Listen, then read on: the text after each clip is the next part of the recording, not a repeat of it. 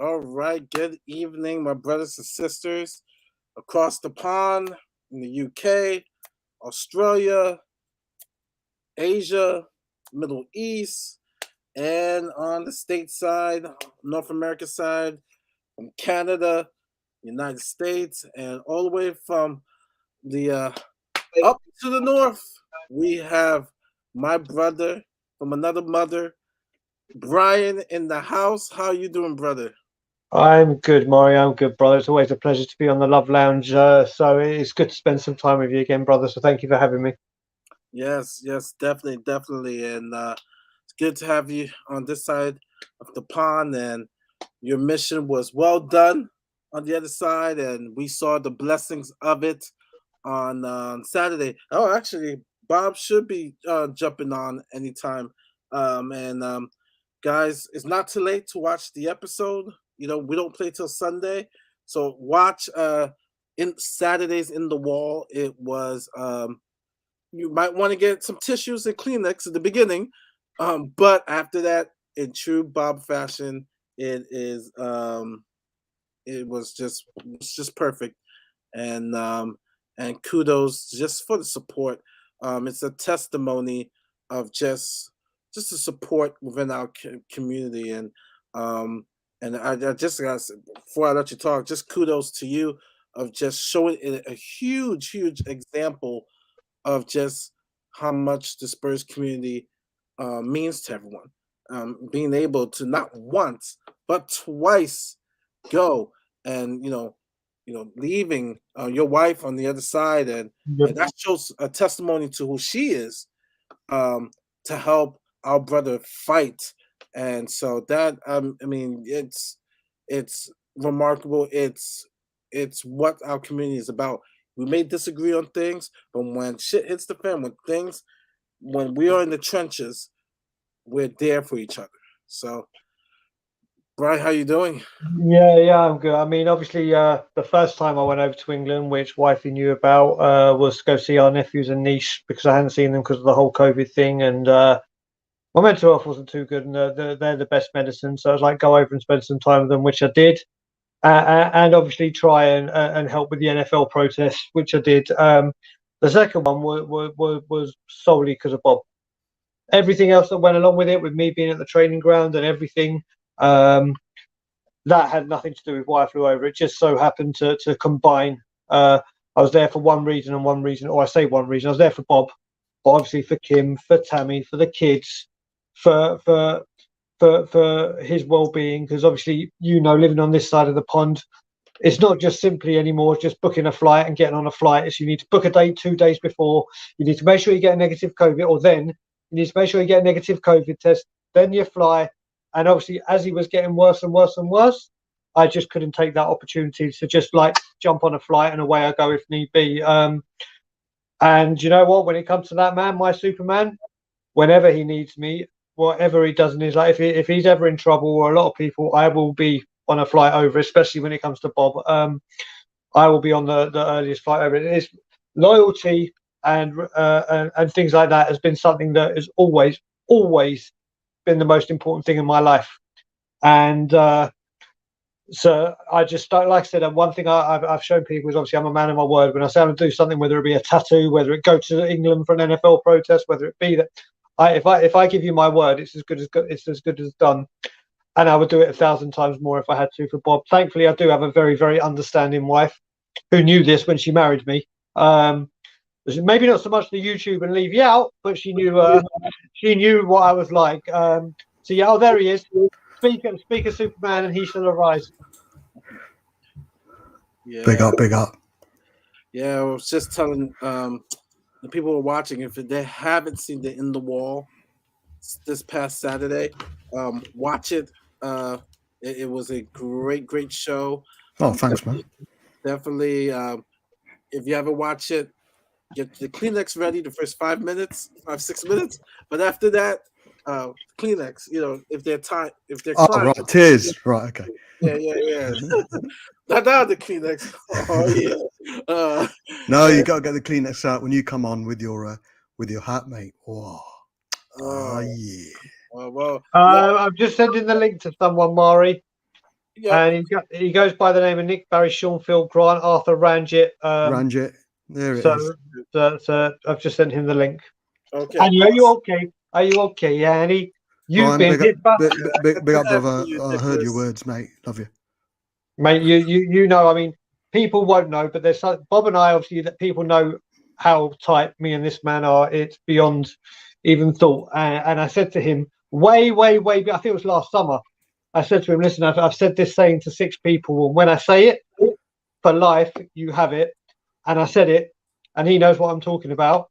And push came to shove, and like I said, I'd do it 1,000 times more. But the thing is, what you got to remember, thankfully, I'm not in that situation. But I know for a fact, if I had some shit hit the fan here big time, and I had one phone call, and someone would get on the next plane, it's this man here. So it's both ways. Yes, Ranjit. How we doing, boys? Nick Barry, Sean Phil Grant, they are gonna put on a show for you. We've retired Barry, and it's now Ranjit. It's gotta be Ranjit. We've retired Barry only until we have. We've never retired Barry because Barry was the start, right? And on Monday we are going to have the first morning Shelfside Spurs show on a Monday, and it's called. Hang on, let me get it right. Otherwise, I'm gonna get in trouble, obviously. And if there's no EastEnders theme showing kind of thing in the background, you've missed a golden opportunity. I know. Well, I don't want to I've already said this is what This is what we want. We're going to need some duff music, obviously. So with obviously Shelfside Spurs, but we're going to be TTT on Monday morning. It's going to be Tottenham tea and toast because obviously Alan loves his toast with Al and Bal. So I was something else, but I won't say. You have got an exclusive there, Mari. There you go. Yeah. We weren't going to tell anyone until tomorrow evening, but you've got the first exclusive word about it. So yeah. Nice. The rest of Shelfside aren't going to speak to you, but never mind. Exactly. No. Yeah. No, well, yeah. I might not be on Monday now. Yeah. Oh yeah. Shout out to Stack with the breaking news of well, it's okay. People say it's going to be 11. I think it's going to be the 11th, the North London Derby. But thank you, Shaq, who's in the house. Nicholas, who's also in the house. He told me bring out the hat, so I will bring out the hat. Steak, Alexander Hilton is also in the house. Yes, Nicholas with the smooth criminal hat. There you go. Credit to Brian. Murray, you know that's me, yeah? Barry, are you okay? Barry, are you okay? Dre, it's been a while, brother. Dre's in the house. Long time no see, brother. Dre's in the house. James Worthy, smoking a cigar. He has the best avatar, the best picture right there. And Mark Cousins is also in the house. Bryce is in the house. Tissues for Bob. Bryce. And a very crusty sock from Mari. The true Bryce fashion. We need to get Bryce. You know, Bryce came on Will's show. I think, that was epic. I was on it. Yeah. We got. I was on it. And do you know what as well? I mean, I know for sure. Whilst we've got one here, I have to say, obviously, Bryce thinks the absolute world of Bob. Like, really does. I think he is the original piss off Bryce. That's how this whole thing started. And I have to say, the whole time, I think I've mentioned this to you, Bob. The whole time you were unwell, I was in constant contact with that guy, and where we spoke quite a fair bit about loads of stuff, but always, you were the centre of attention for both of us. He was constantly. He's a great. Honestly, Bryce is such. I've spoken to him on the phone a few times. Obviously, we all chat via this chat platform, but Bryce was like completely devastated with everything that was going on, and then when I kept giving him the good news, that you could hear the emotions that was coming out of him. Yes, Yeah. Cody. Yep. Bryce is cool, man. Crusty sock But was still piss off. James is in the house. Big up, big up. Come on, Spurs. Allen's in the house. Alexander, Jason's in the house. Carl's in the house. Some of these guys we Carl. We want to get these guys on the show too. Big up Views on Spurs. He's also in the house, and yeah, let's get to the important topics. As you know, international break has come. We're waiting for Spurs. There was some very interesting things. Iggy's not here yet, so I can't really mention anything about Italy. But steady. I'm one of those who's sad because man, another World Cup about Italy. It's a little weird. It's weird, but I guess we have to get used to it. But we have a tall task at hand.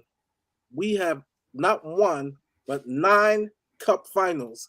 As you just did 10, I have to say. You just went. We don't have 1. We have 10. 9. We got 10. We have 9. We got 9. We've got 9. And lads, you should see the stuff that comes out of me with my God. listen to Bobby Murray and Legend Brian Dager. Oh yeah. Oh Bryce. Oh, you set me up to be filthy animal, man. Oh man. Bryce. What was I saying? He's like a harmless pervert, isn't he? Yeah. Bryce. Yeah, he is. He is. He's like what a pervert, but you don't mind meeting him. Yeah. He's a nice kind of pervert. Yeah, that's it. Yeah. He's a likable pervert. Yeah. Yeah. He's a PG pervert. Yeah, PG pervert. Oh man, that's the best way to say it. I'm just anticipating his next comment by Bryce. But yeah, but no, it's good to have you guys on. Iggy will be coming on when he gets here and stuff, and we could even talk a little bit about Italy. But the task at hand is the top 4. Here we go.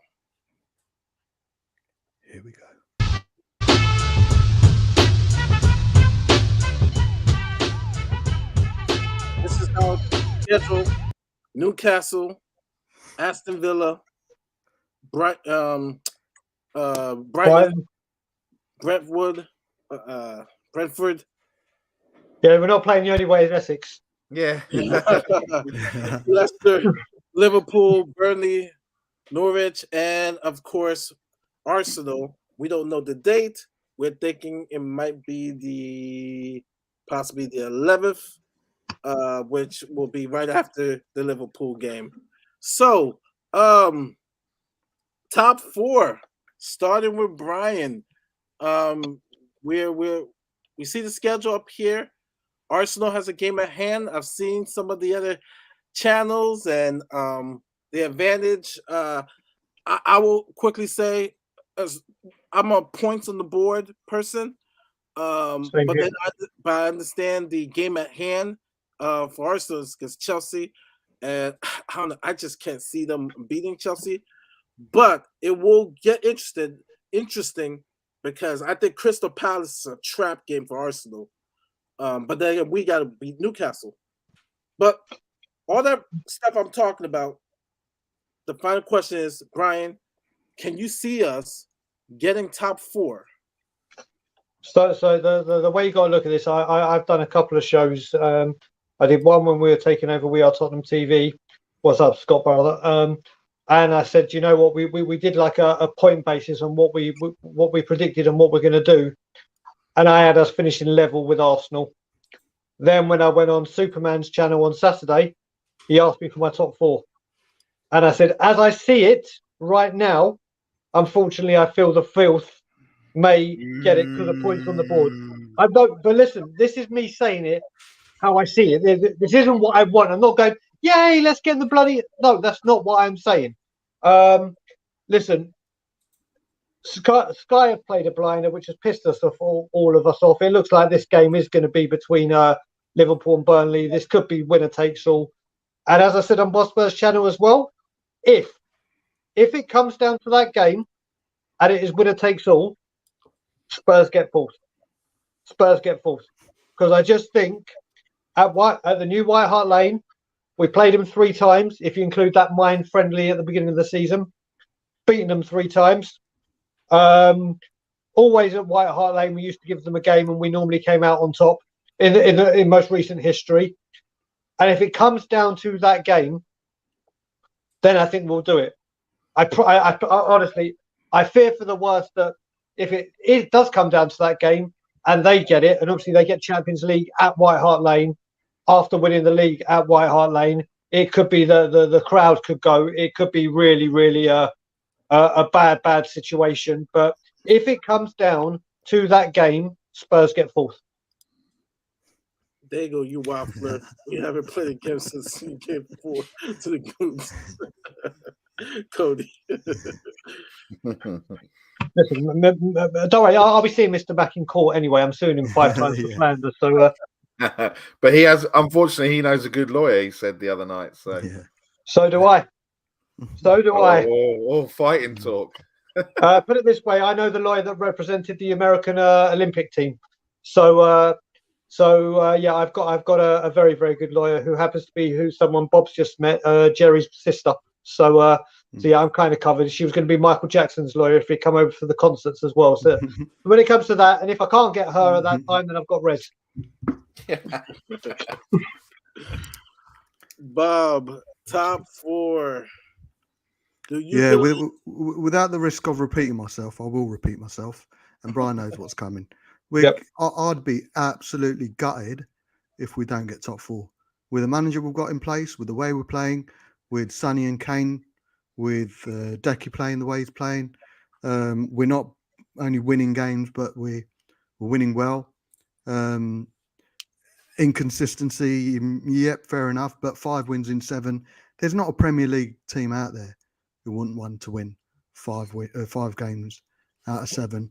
Arsenal got the harder running. They've got 2 defeats in them before we play them. I really do believe that. I think there's no reason why we can't win at least all but 2 or 3 of those games. Liverpool away, I'm still confident. We always play well, Liverpool.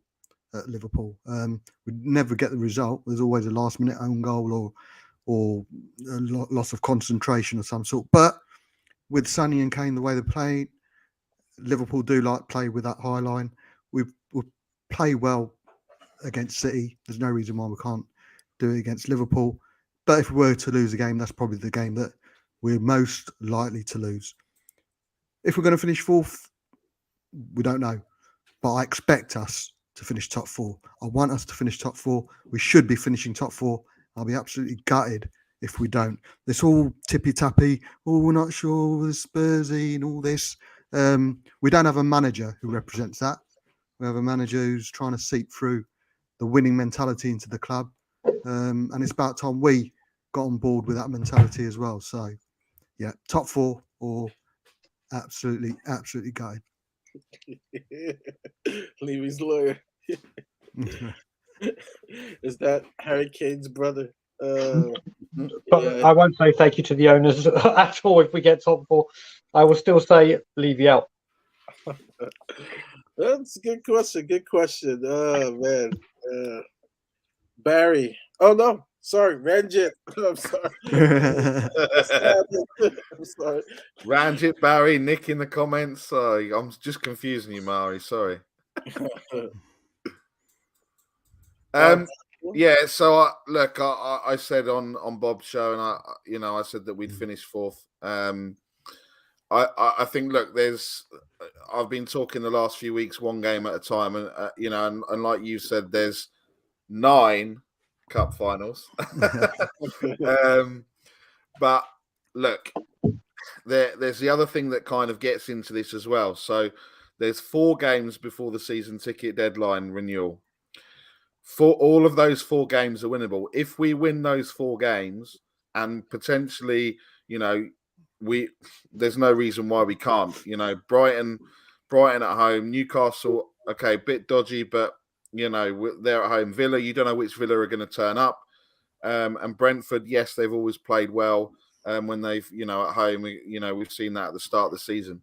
I think the reason why the Spurs game has been placed where it's been placed is not only because that potentially is going to be the deciding game, because Burnley and Norwich will already be down. And look, I know what we normally do against teams that are normally relegated, right? But Arsenal played Chelsea, Man U, West Ham, Leeds, then us, right?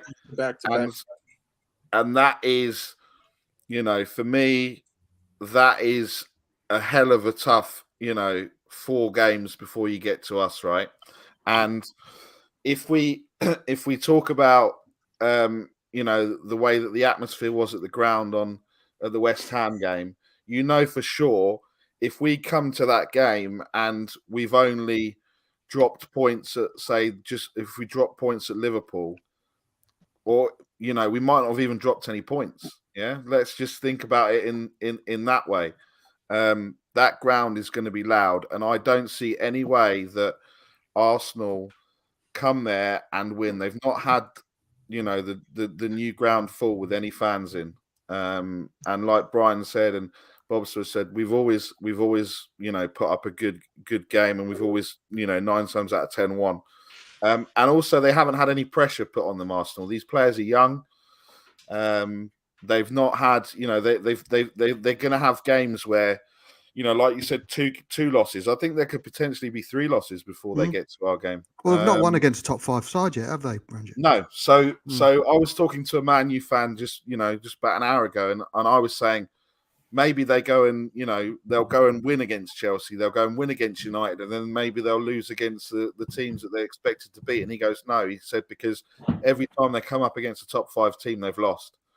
So in theory, they're losing to Chelsea, losing to Man U, losing to us, losing potentially to West Ham. That's 4 losses. So look, we just need to. I think Bob's right. We need to get behind them. We need to believe, and not, because there's been so many times during this season where we've had the opportunity and we've not taken it. Now's the time to really put our foot down and say, we're having this. Top 4 is ours. We're going to get there. Kane's staying. Conte's going to sign a new contract, and then let's just see what happens in the summer. And for me, I think that's I'm excited now about Sunday. I'll be excited about all the other games, just because let's believe and listen to what Bob was saying. Let's go in there and let's believe that we can do it. Let's not sit there and think, this player's this and this player's a reject, or all the things that have kind of been said. Let's just go in there like Aaron's been talking about it for weeks, and people have been calling him delusional. Let's just go in there and believe, and let's see what happens. And like you say, I think we'll all be gutted, because we've had 2 or 3 opportunities to kind of be in a better position than where we are now, and we don't want to miss. This is the last opportunity, and we don't want to miss that, because I think we'll be like Bob said, we'll be gutted. So I put a tweet out in October saying I expect us to finish top 4, and I got pretty much what Will got yesterday. That's disgusting. It's just constant saying you're deluded. I'm like, well, you need to look at the fact we have got the best duo up front. We have one of the top managers in the world, and he is bringing something to the club. We're not expecting miracles, but we are expecting something. And I think we were 7th or something. And the amount of crap I got, and quite a few Spurs supporters got saying, that they agree we should be getting 4th. I expect us to get 4th. It's amazing how the tide has suddenly changed after seeing what Conte's been able to put together. And like I say, we're not only winning, but we're winning well. You've got to remember, only a few weeks ago, wasn't it, Brian? We were in a minus goal difference. We're scoring 5s, 4s, 3s. Even in defeats away at Man United, we although I think we were both poor and we should have won. That was a Ronaldo factor. we are scoring goals. So there's no reason apart from negative vibes, negative energy, and obviously poor performances, but there shouldn't be anything that stops us from getting top four. You know what? The one thing I'll say about it, Bob, I was just watching on YouTube before we came on. I was watching the latest installment of the Overlap, where it's Keane, Carragher, and obviously they were talking about the Man City Liverpool running, and they obviously said, I mean, a lot of them are saying Liverpool, they feel like I do feel are going to win it, but when you look at City and when you look at Liverpool, if Van Dijk picks up an injury, it's like a big injury. This is the thing. If we have the 11 that we've been playing regularly and they're on their game, it should be an absolute no-brainer. But we've just got to hope and pray a Kane, a Son, a Romero, a Bentancur, a Kulusevski do not, at any cost, pick up an injury that rules it. That I think, in all honesty, when I look back at it now, you look at it, we are just one injury away in one big position from a problem. And I think that's where a lot of doubt comes in. Colin, welcome, Colin, to the show. Our first topic is Spurs top four. I'll put the schedule up. The only one that doesn't have did they reschedule the Arsenal game? It's not official. People are saying the 11th because they say that's going to be the week of the 9th, of May 9th. So I'm thinking midweek, the 11th will be perfect. I hope not the 10th or the 9th, because that would be crazy. But yeah, so I just put home. So top four, do you think we have a chance? I think we've got a great chance. I've been saying it for a while now. The table's been so close. Then we had the issue with like the games in hand, and that's all kind of settled now. But yeah, as these guys have put it, our run-in looks pretty. I don't want to say simple. We don't ever make anything simple, but compared to what Arsenal have, I think you could say that we've got a much easier fixture list. So it's just all down to the boys turning up and doing it, which we all know might not happen, may or may not happen. But I think we've got a great chance of winning each and every one of these games.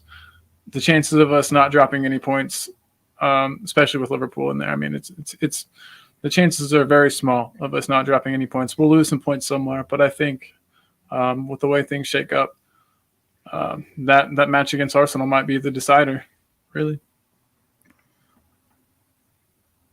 Correct.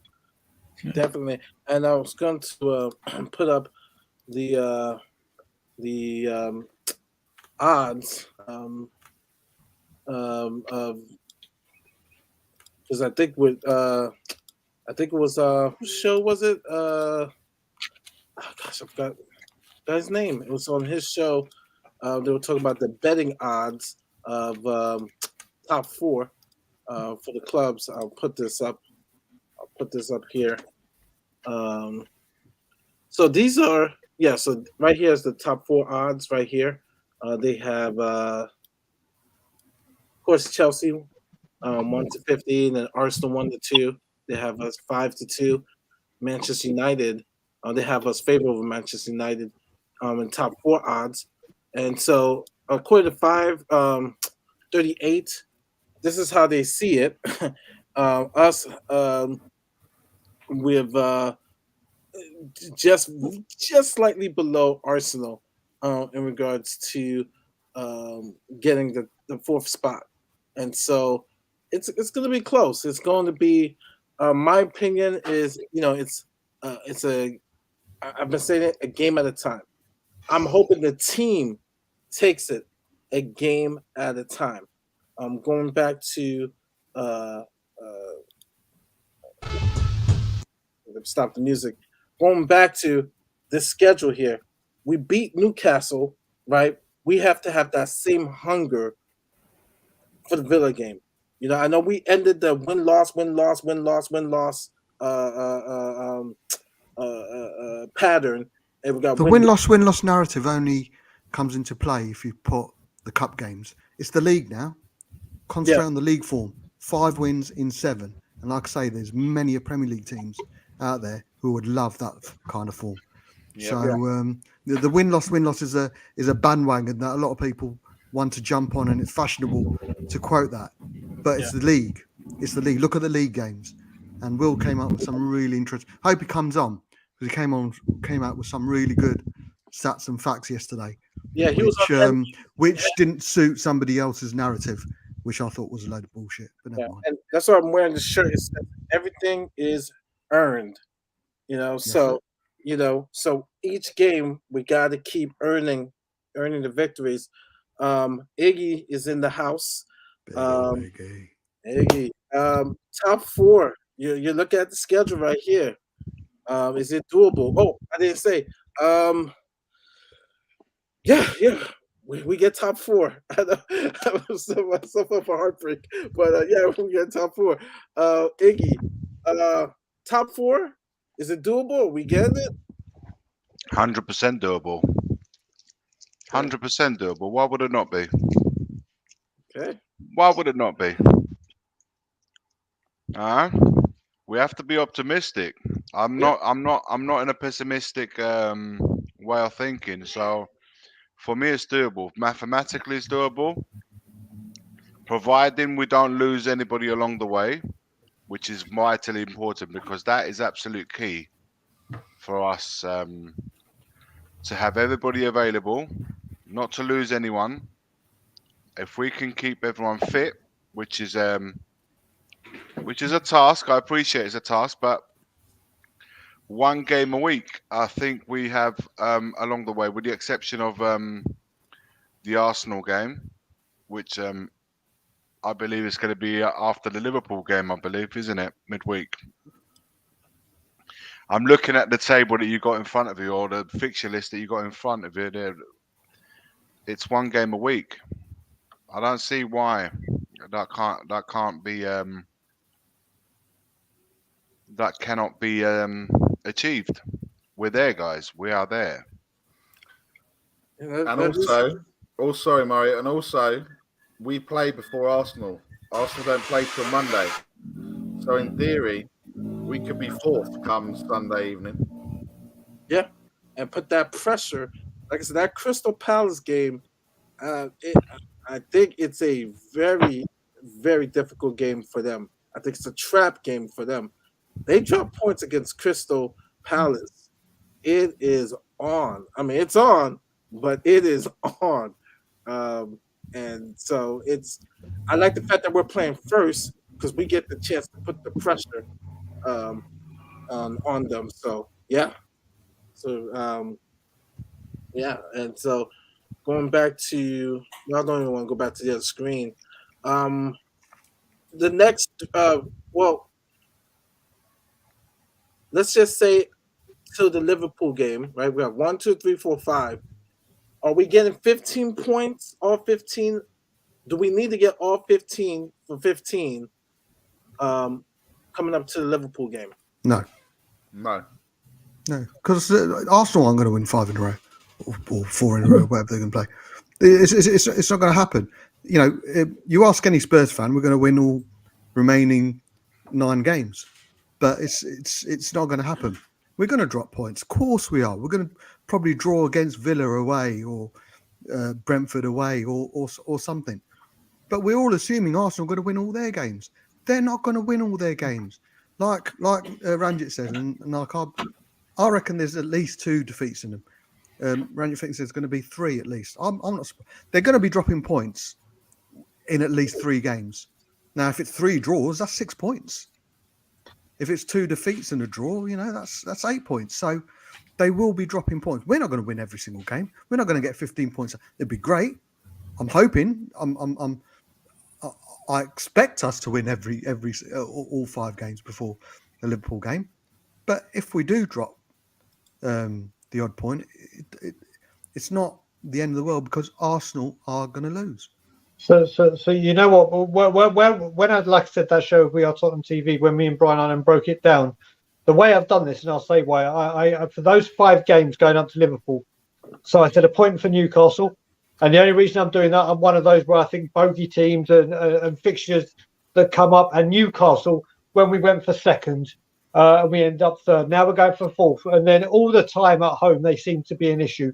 So I went to draw there. I've got a win against Villa. I've got a win against Brighton. Brentford, I went for another draw. And the reason I did that, apart from the Man City and Leicester games that I went to with Ben and Simeon and Simeon for Leicester, I watched the best game of the season outside of that with Bob and Kim and Arthur, which was Brentford at home to Liverpool, which was 3-3. They also beat Arsenal 2-0. They also drew with Chelsea 0-0. Just because Brentford had come up, and I mean, the Christian Eriksen playing for Brentford, it may look like it is not an easy ground to go to.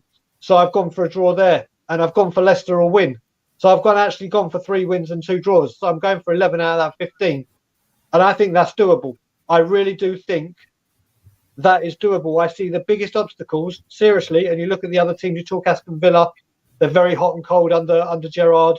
Brighton at home, we should do no problem. The biggest problems I see in that 5 are Brentford and Newcastle. Yeah. And I'm looking, on the road too. I mean, Liverpool's the only really tough spot to go to Anfield. But I'm looking at the schedule here. I'm honestly, other than the Liverpool game, and I could see us playing them very well. They like to play with the high line. I mean, it looks favorable. It really does look favorable. It's just that we have to show up. We have to show up. Consistency is the key. Wait, let me just sorry, so Will. I completely, I can see where you're coming from. Well, when I do these things, I like you with stats and people or whatever. I just look at where I can see obstacles coming. I'm not saying that means we are going to draw or we won't batter them off the park. I'm just saying from where I see in this running, I just see them, for me, being I mean, I've spoken to people that have said Villa might be the hardest one out of the bunch. I've seen people, some say, do you know what? It could be Newcastle. It varies, but for me, and just obviously Newcastle, it's based on what they've always done to us when we're going for a thing or at home. But Brentford is the one. If there's a banana, if there's a banana skin in there, that's the one I think it could be. But he's right. They haven't been as good for the last 4 months. But who knows what they could turn up on the day? It'll be one of their final home games of the season. Who knows? But that's where I see that obstacle. We've got the Eriksen factor as well. Yeah. Oh yeah. That's gonna be really interesting. If that was a home game, oh man, can you imagine the applause? I mean, that was awesome. If you guys didn't see Saturday, when he scored and just the standing ovation that he got. Well, both games, and so it's just home and away for Denmark. That was just. I mean, you couldn't be happy for the guy. I mean, you had to be happy for the guy. So yeah, that is it's going to be an interesting game, the Brentford game. But okay, so we got 1, 2, 3, 4, 5 yays for top 4 and 1 nay for top 4. It's like the other night. Yeah. So our next topic, it's a new one. It's called BS or not BS. We've had a lot of rumors coming out, and we want to call BS or not BS. Here we go. All right, our first one is Paulo Dybala's agents are negotiating with Tottenham, Arsenal, and Manchester City. We will start with the Serie A expert.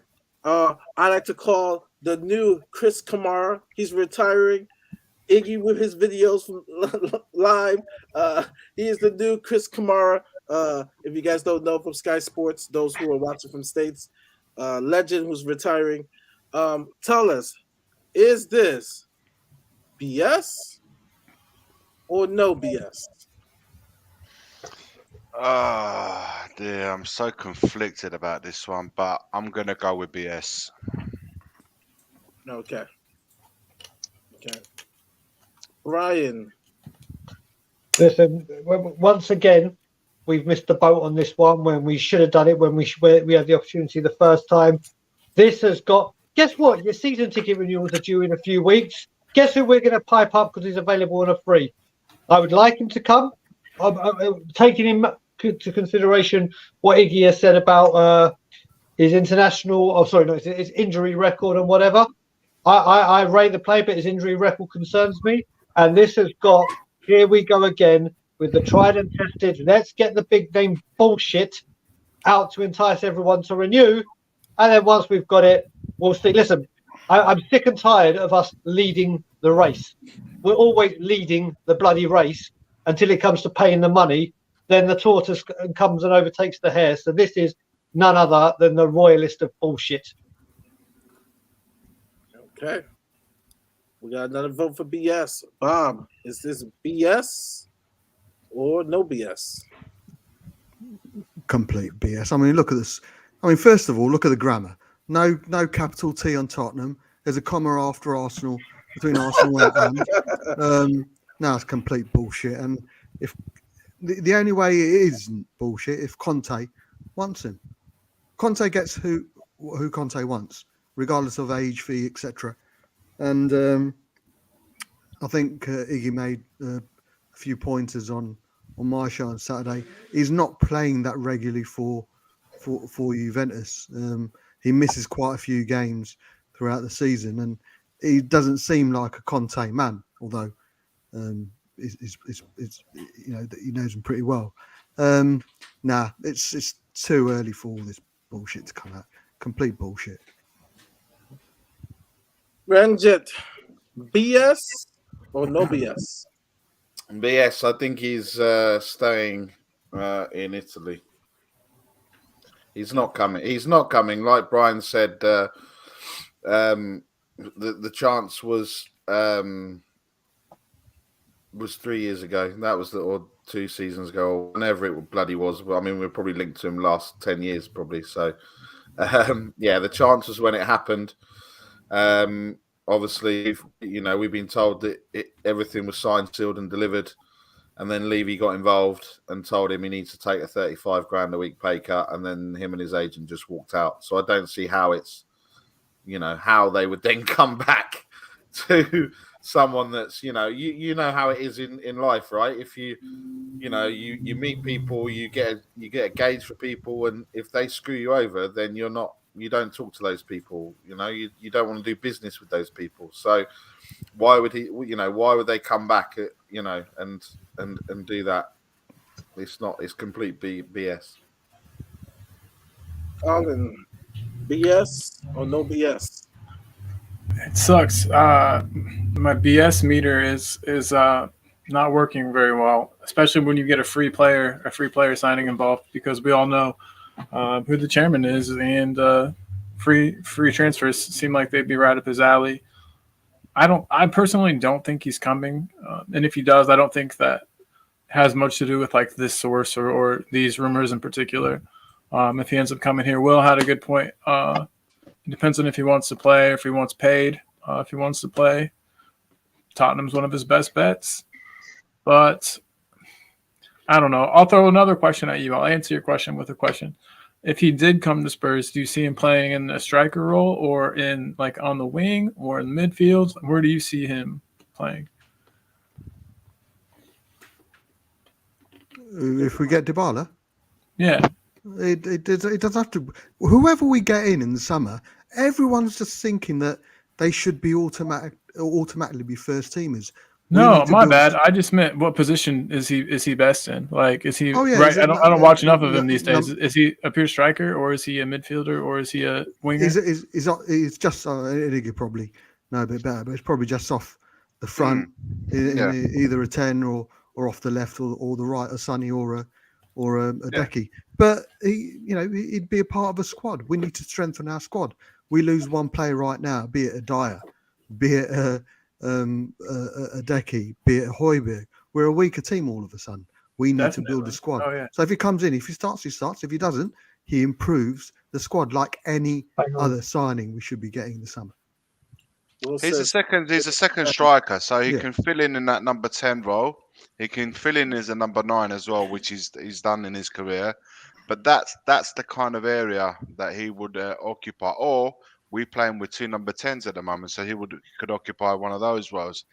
But look, for me personally, it's not so much the fact that he's a free transfer. That's is the fact that the reason why he hasn't agreed terms with Juventus is that he's after like 8 million euros plus 2 million in bonuses and stuff like that. So it's even on the wages side, it's completely out of not that Spurs couldn't afford it. I just don't see Spurs paying the money. Plus, I've mentioned about his like that you guys rightly mentioned his physically intact he is. Availability. And I just think it's a demanding league. His emotional availability, because I want a player that's going to be there. As a player that's physically intact. I know you're kidding. I'm gonna kid. It's a player that has missed 15/20 games a season. Listen, if he's coming in to be a part of the squad and he can rotate amongst the 3 forwards that we already have, and I mean 3. I mean, I'm not disregarding Lucas or even Stevie Bergwijn in this case, but he could work with the other 3 guys to rotate. Then that's perfectly fine. I'm just not feeling it. I think I agree with Ranjit, Barry, Nick. I agree with what he says that I think he will stay in Italy.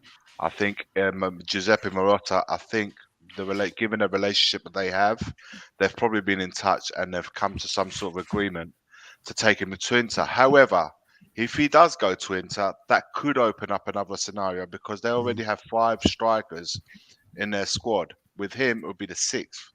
So 6 forward would be way too many for a club like Inter Milan. It could open up another scenario for Lautaro Martinez. 5 strikers. What is that? All they need is 1 striker. Yeah, but if you look at it, they currently have Zeko, Martinez, Sanchez, Correa, Caicedo, and Dybala would be the 6th. Right? It's too many. So somebody would have to make way. It could open up an interesting scenario for Martinez. Like I said, maybe Martinez could be some. But again, it goes back to that what Brian was saying. Could that just be like the money side of it? Would we pay that money? We're talking about Martinez. We're looking at the 40 million bracket there. 50 million. I don't know, guys. It's just it looks like it's too early for speculation right now. Oh, please let me go first on this one. Please, I've been dying for this one to come up. Right, I was going to give it to you next. Right. So listen. I want to take the Harry Kane issue out. But let me just touch on Harry. Right, I'll touch on Harry Kane. Then I'll check out if Harry Kane was to go to United, which he isn't, and this rumor had any sense to it. I would want people like Dean Henderson in any kind of swap, players that would make a difference to the squad and fill positions we blatantly need. Now on to Anthony Martial, because I've tweeted about this. I've been talking about this.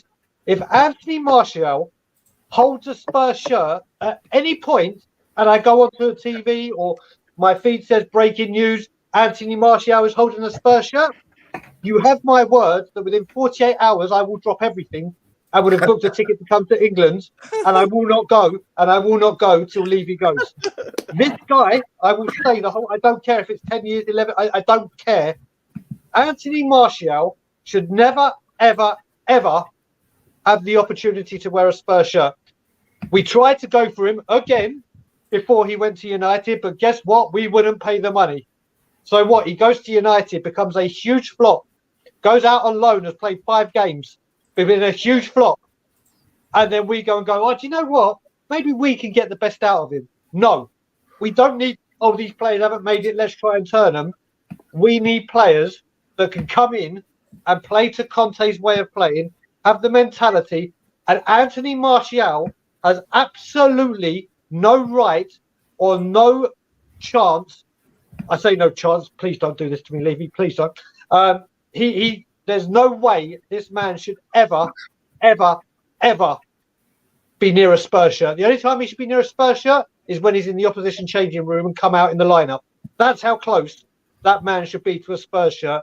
This best be complete bullshit. And if this does happen, I will be home for a considerable amount of time because I will not stop until the job is done because this man should be nowhere fucking near Tottenham Hotspur.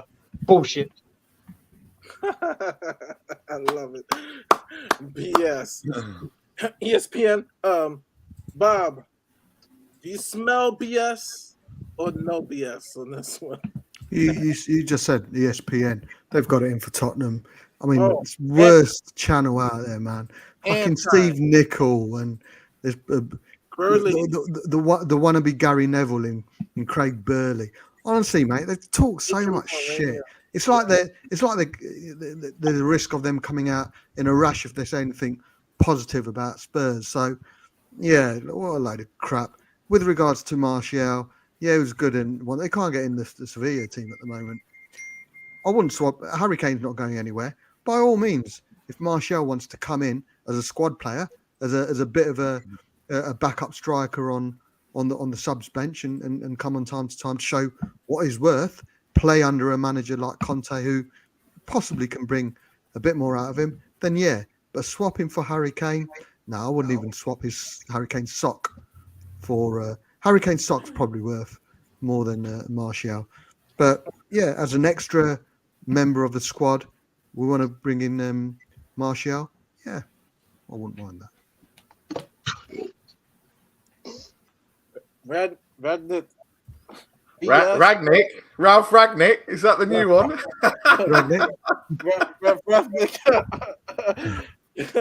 The United coach, Regit. BS, no BS. BS again, Murray. Look, I think,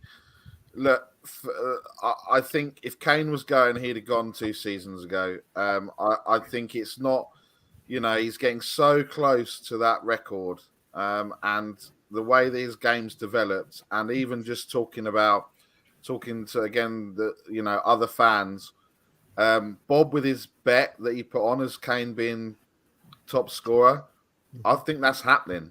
That's happening because, and I also think Salah's. I said on our fantasy football league group that Salah's finished this season, and I wouldn't be surprised if he goes at the end of the season. So, what Man United, and I think we were talking about it with was it Holly or Molly or whoever Stell was calling her from the other week.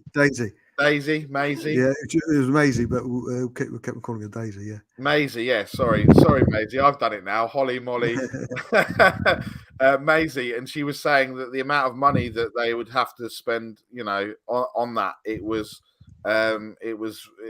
just wouldn't happen. So, I don't even think if we're talking, Bryce just put something in there. I don't even think if Poch goes there, which again I don't think he's going to go there.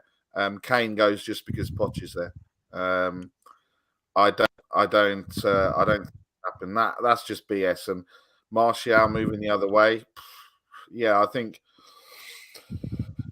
would it again, like Bob said, as a squad player potentially, but he doesn't. I don't think he doesn't set my world on fire. I'd rather not sign anyone. So I might as well just leave it as Kane, like we have done the last 6 years. So, it doesn't make any difference. But I don't think I don't, like Brian says. I wouldn't go as extreme as Brian flying over here. But obviously, I don't need to fly over here. But yeah, it's BS, total BS.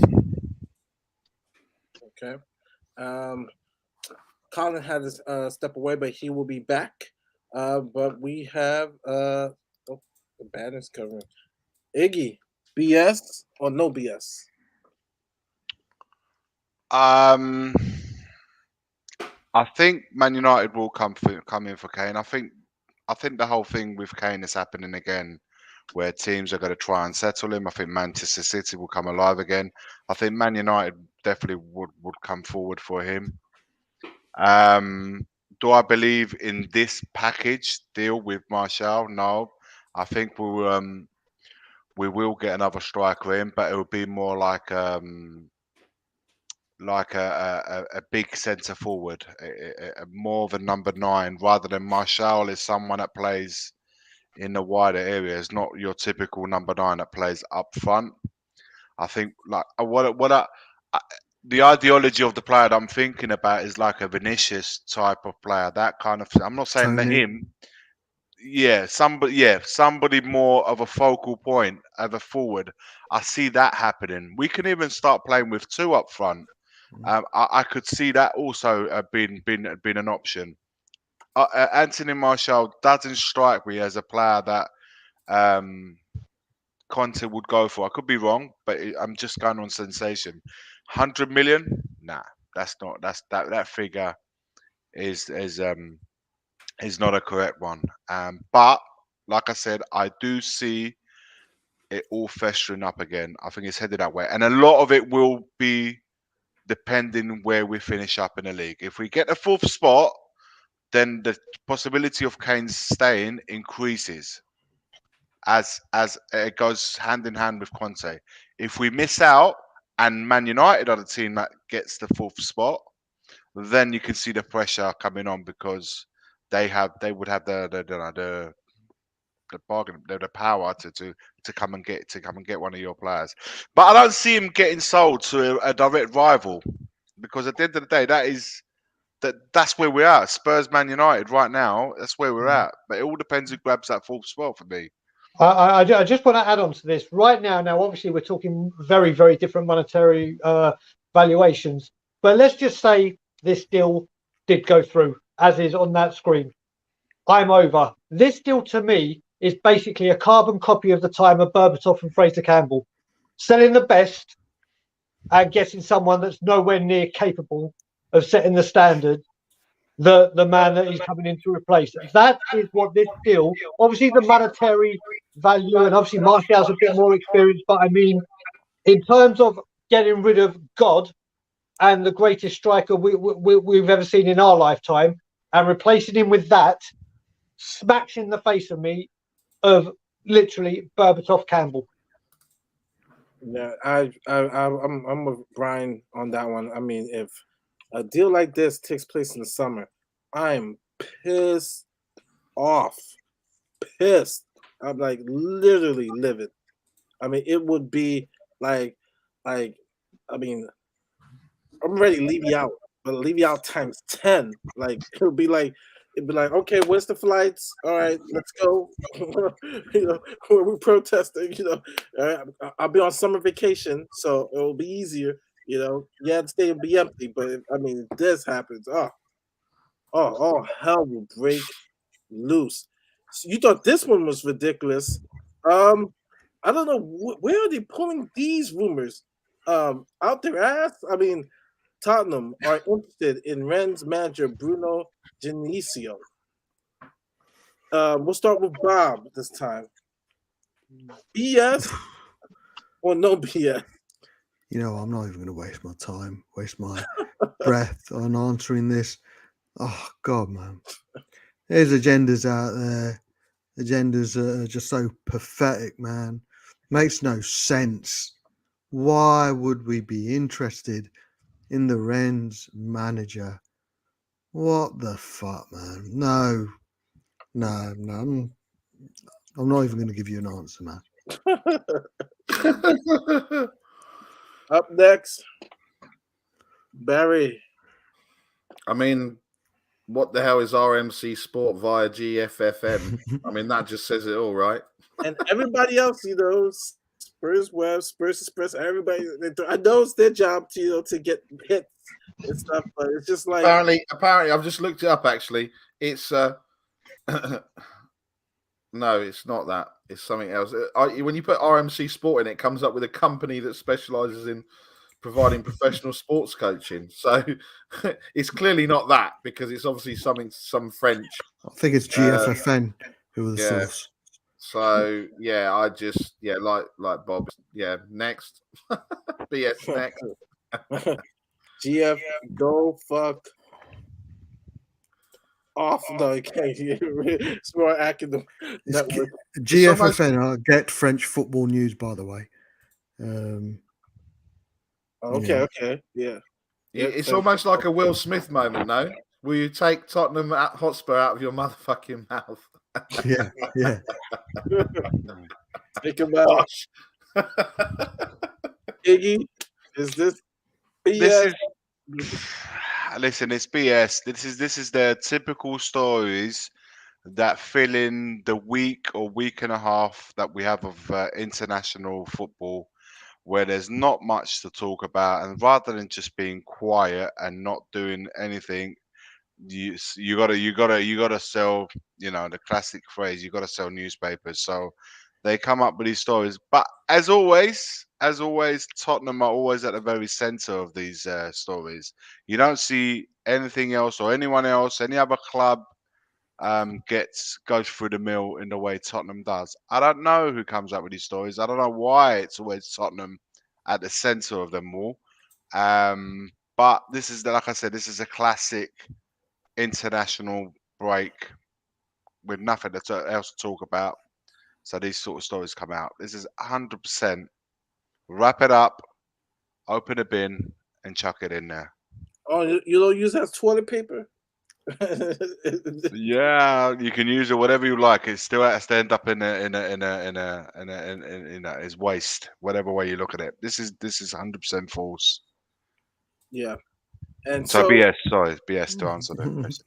it is 100% BS. And so, since Iggy was talking last, we have love it or hate it, but we're gonna start backward. Does Brian I get? haven't given my option on that. Oh, How dare you? Oh my God. So I'll keep it short and sweet so we can move on. Listen, in the words of Adam Sandler in Mr. Deeds, it's bullshit. I love it. I almost missed that. Sorry, Brian. Bullshit.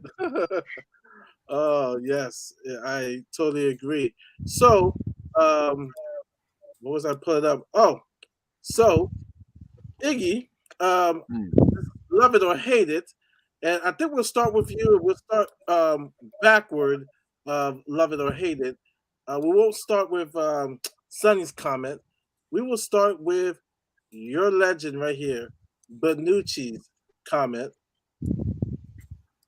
He said, "We played it all in a one-off match. It's an absurd system. There are teams that qualify after losing 4 or 5 games, and we are home after losing only one in the 92th minute. It is truly madness." I will say this, because I was watching a lot of the combo games yesterday, and Peru qualified for a playoff. They lost about like 6 or 7 games. There are clubs who have lost 6 or 7 or 8 games who are going to the World Cup. But in advance, we know confederations is confederations. You cannot control what confederations are going to do. Now I understand Italy has only lost 1 game, and you got Peru and Ecuador that have lost 7 or 8. So, start with Iggy. Do you love this or you hate this comment? Okay, it's not quite simple as loving or hating because he has right. The first of all, let me just start by saying that the rules are there from the beginning.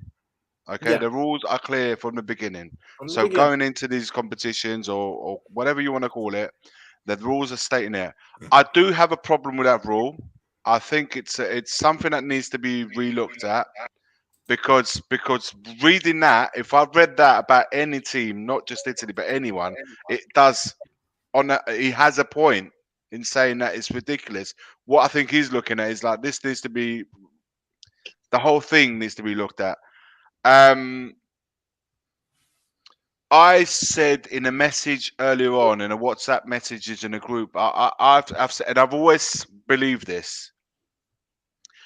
All the current winners of the Copa America, the World Cup, the Euros, the CONCACAF, the Gold Cup, the Asian Cup, all UEFA and FIFA current winners should have an automatic buy I to the agree. World Cup.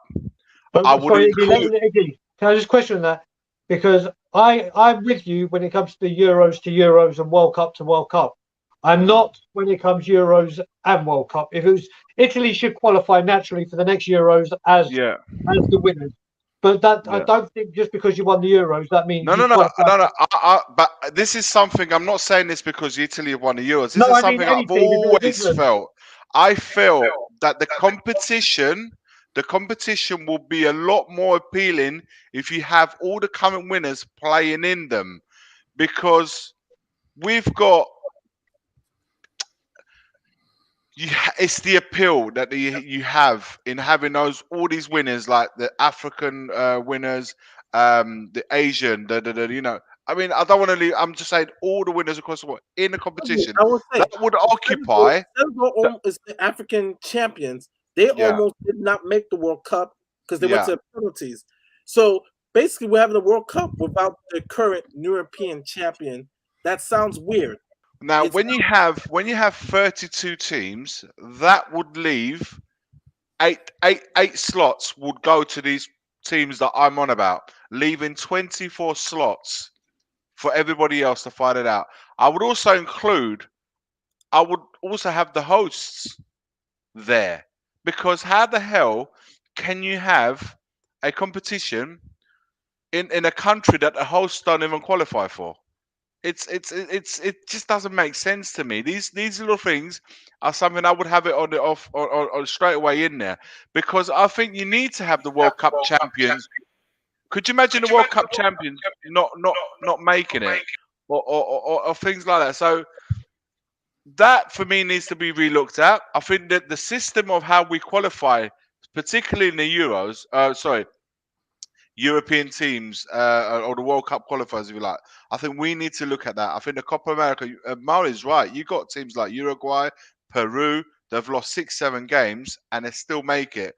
We've got an absurd situation where we have, before in the playoffs, a team will play home and away to qualify. So you play 2 games against one team.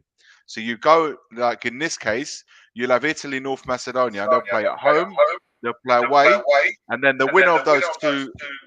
There's feedback for some reason I can hear. The winner of that should then qualify to the World Cup. Not have the system where we currently have a semi-final, a final, and then yesterday we had a third or fourth place. You had Turkey playing against Italy for what? What was the purpose of that match? So the two losers that didn't make it, they play each other. What is that? To see who was the biggest loser, Iggy. yeah. I don't get that thinking. So Confederations winners, not because Senegal, like I said, had to go to penalty kicks to beat Egypt, but you almost had 2 Confederation winners not be at the World Cup. it just doesn't make European. It sounds weird that the current European champions, not in the World Cup. It kind of, I don't know, it loses its flavor a little bit. I mean, it's weird. You've got to have the, for me, and I stick by this, and I've always thought this. The winners, the current winners of all these competitions should be in a major competition, one of the world's biggest world-renowned football, and you cannot have a situation where a lot of these powerful teams do not make a World Cup final. I just think it loses its appeal, regardless of the fact that I would be saying this if it was Brazil. I'd be saying this if it was Argentina, England, Germany. You got to have the World Cup. Does not taste the same. It doesn't have the same appeal to me if those nations or those power nations are not in it. That's not to discredit the team, the countries like Canada. Congratulations to them that have made it into it 36 years on from the 1986. It's brilliant. But the next one we're going to expand this to 46 teams. Like, and we're going the other way now. We're going from 32 to 46. It's why fix a problem that isn't broken. This is FIFA. Yeah, you're right. Money. You're right, Brian. It's why fix a problem that isn't broken. So I love this because it's that when you read it, you think to yourself, bloody hell, how is that even possible? But it's happened. But I will say to Bonucci's, whilst I agree totally with what you're saying, those rules were in place at the beginning. You need to make sure you qualify. Make sure that you qualify, finishing top of your group, because otherwise you're leaving everything else to chance, which is what happened to them. And that's it, guys. Sorry, it was a really long answer, but I No, love no, you're it. But passionate, man. I couldn't just say love it and not. It would sound too. It's Italy, it's Bonucci. I'm gonna say I love it without giving you a full explanation as to why I'm saying I love it. So that's it. I don't know how you guys feel about it, guys. Ryan. Right, thank you. So I'm going to take Italy out of this and say if this was Harry Kane, let's pretend this was Harry Kane, it was us. I would absolutely fucking hate it. Listen, we saw what happened with us in the Champions League when Chelsea won the Champions League and we finished fourth. They get the place. Exactly. That's bullshit. Well, no, that's like you saying, like you said, Iggy, the winners go into the tournament. I agree with what you're saying with the winners, but I think the winners of the Euros should automatically qualify for the next Euros. The winners of the World Cup should qualify automatically for the next World Cup. Same competition. If we had lost this and Harry Kane had come out and said this, if any team had lost this game, they wouldn't have gone, oh, wait a minute, if they'd won it, sorry. Oh, yeah, I feel really, really sorry for the other one. It's a one-off tournament. It doesn't matter, because they wouldn't be saying it because they've qualified. It doesn't matter what country you're talking about. You could take any country in the world. If they win, they're not going to say a word. If they lose, they're going to say this. And that's in any sport of any type. That's going to happen. And I think he said right at the beginning, when you enter these tournaments, like at the beginning of the season when the referees go and talk to these are the rules. These are the rules. And then if you look at it, that group that Italy had, Italy should have walked it. Of course. They should have walked it. And they've got an aging team, and unfortunately, it's come back to bite them in the arse, like it did with us with Graham Taylor in '94, like it did with Wally and the Brolly with Steve McLaren in 2006. So what I will say with this is, if that had been Harry Kane saying that, I'd have been going mad on socials or on YouTube, going, Harry Kane, you're an idiot. I love what you do for Spurs. I know it, but these are the rules of the game. You knew it coming in, and that is it. You can't call when you're saying it waters down the tournament. When Leicester won the Premier League, and none of the big hitters came close. Obviously, we know what happened to us. That certainly didn't water down the league. That in fact made it one of the most unbelievable, exciting tournament Premiership seasons we'll ever see. And we've had the luxury of, when we grow old, whether we know how it ended for us, but we'll be able to say, bloody hell, Leicester, they almost got relegated the season before, and next season they've gone and won it. So I think if Ronaldo has said this about Portugal, if Gareth Bale has said this about Wales, if Messi had said it about Argentina or whatever, I'm like, you moron, you're an idiot. I hate you, or not hate you, but hate that you said this, because you knew what you were getting into. And the people I feel sorry for are, when I had a conversation with Iggy the very next day, when we were speaking about his kid, he was 10 the last time they qualified for the World Cup. And then by the next one that's here in Canada, America, and Mexico, he's going to be 18. Yeah. That's his whole childhood, where the World Cup, I remember being at school. And when it became that summer of the world, you lived for that. They used to show the games whilst you're at school. And he's going to miss all that.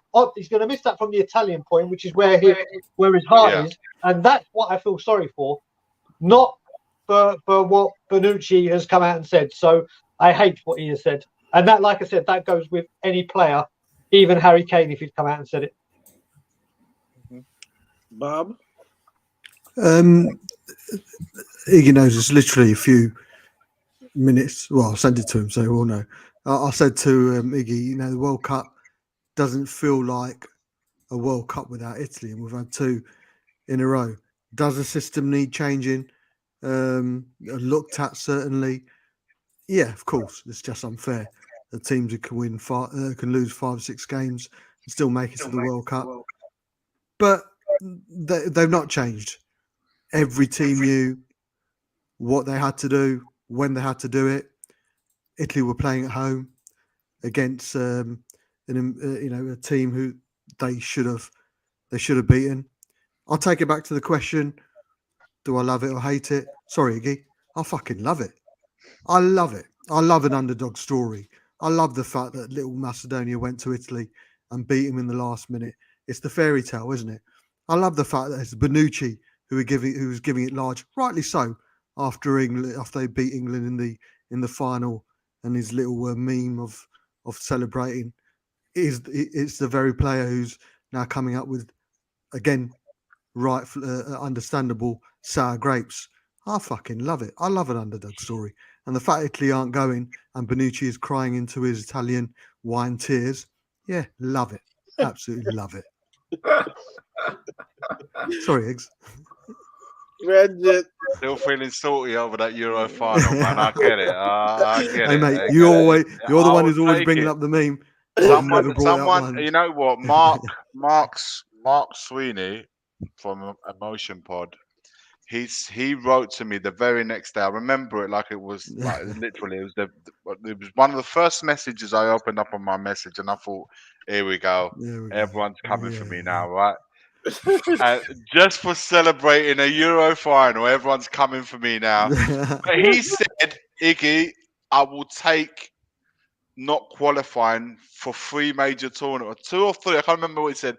2 or 3 major tournaments back to back, just to be a European champion or World Cup champion. I'll take the next 3 qualifications not qualifying. So that was pretty. I thought, you know what, I was expecting a completely different message, but you know what, he's right. Listen, I won't go too off piece, and I did a video earlier on about this. Italy's problems as a nation and as a country, footballing problems are much more deep rooted because we haven't played a knockout phase in a World Cup since 2006. We qualified for the 2010, didn't make it out of group stages. Same with the 14, didn't qualify 18, didn't qualify 22. So there's a clear problem, infrastructure and a league and a federation. There's a clear issues. Shortcomings in the amount of, we've got the talent, but it's not getting them all together. So we have deep lining issues, which was covered with paper cracks. The paper cracks were covered a little bit by the short-term goal set by Mancini, which was his personal goal, but it wasn't long-sighted. It was very immediate because it followed the failure of qualifying in 2018. So he did what he had to do. He got us. He put the pride back into the country, and we went on to win the Euros. But it was short-sighted. It wasn't, because we still encounter the same problems that we've had in the last however many years.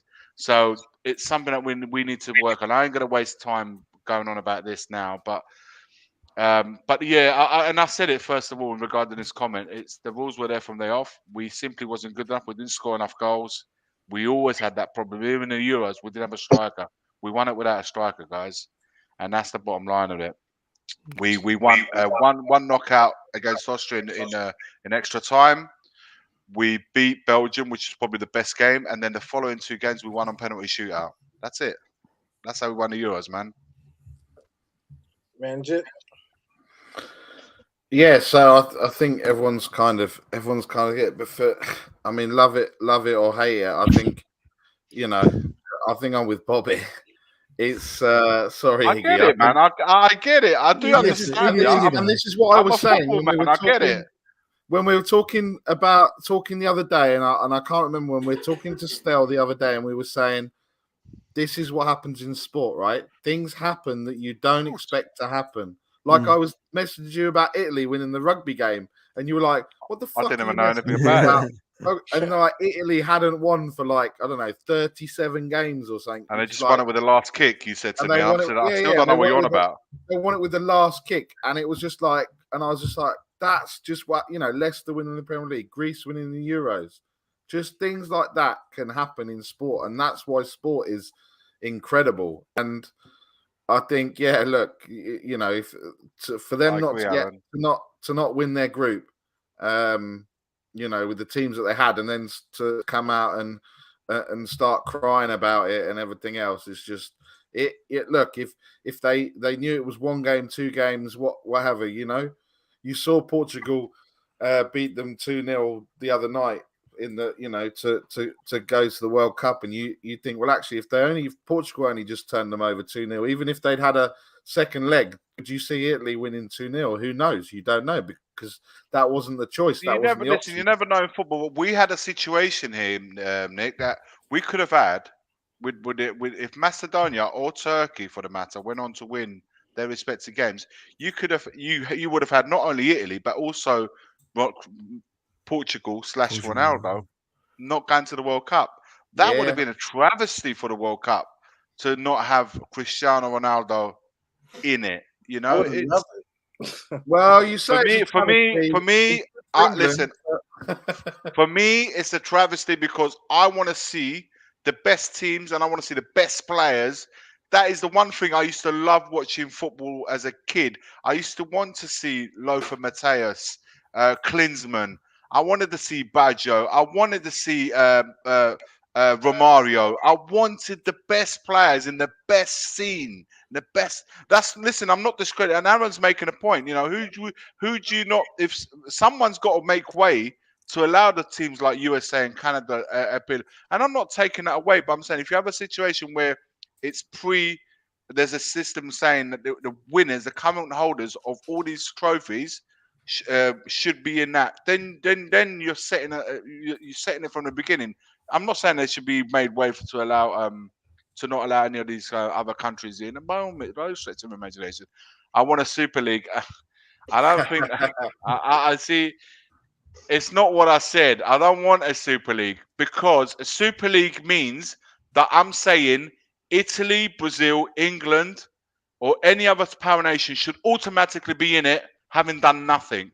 I'm saying they need to be the current winners. They need to have won a European Championship, a World Cup, a Gold Cup, an Asian trophy. That's the CONCACAF, the AFCON. They need to be the winners of those trophies to warrant, because you're saying to those countries is you win a big title for your country, you've earned the privilege to attend a VIP spot, if you like. But that's the reward of winning it. Because currently, what is the reward of winning the World Cup? You don't qualify for the next one. What is the reward of winning the Euro? What is the reward of winning the Africans Cup? Fuck all. Because you're not telling them that they can qualify automatically. Do you know what, Iggy? And I saw it before. My brother, Mayachi Ben Kaufman, put it up. And I think this would be a superb idea. It would just eliminate all the corruption.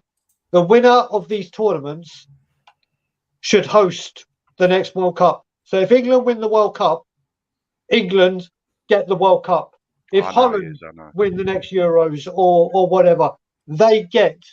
It takes all the corruption and absolutely everything out of FIFA's hand, and that should be the reward. If you win it, you host it. That should be the reward. I just think financially and I think someone that means England will never host again, ever. Well, mate, we're never getting a World Cup anyway, mate. So like Eurovision then, yeah? So whoever wins Eurovision gets the host. Exactly. We won that as well. We won that as well, by the way. Exactly. I mean, that takes the corruption. That takes the corruption and bullshit out of FIFA's hands. Like Bob said, it may come down to a team that maybe doesn't have the infrastructure that wins us, that wins the World Cup, and they don't have everything we have. But that's when FIFA or UEFA should be able to kick in and say, right, the World Cup's going here. We're going to make this as glamorous as possible. All this money that we make off these tournaments, some of it is going into developing that country in its infrastructure, creating jobs and everything. And it takes everything out. I think what Ben says is absolutely bang on the money. There are some countries out there who just wouldn't be able to get it ready in 4 years as well. Look what's happened. Look what's happened with Qatar.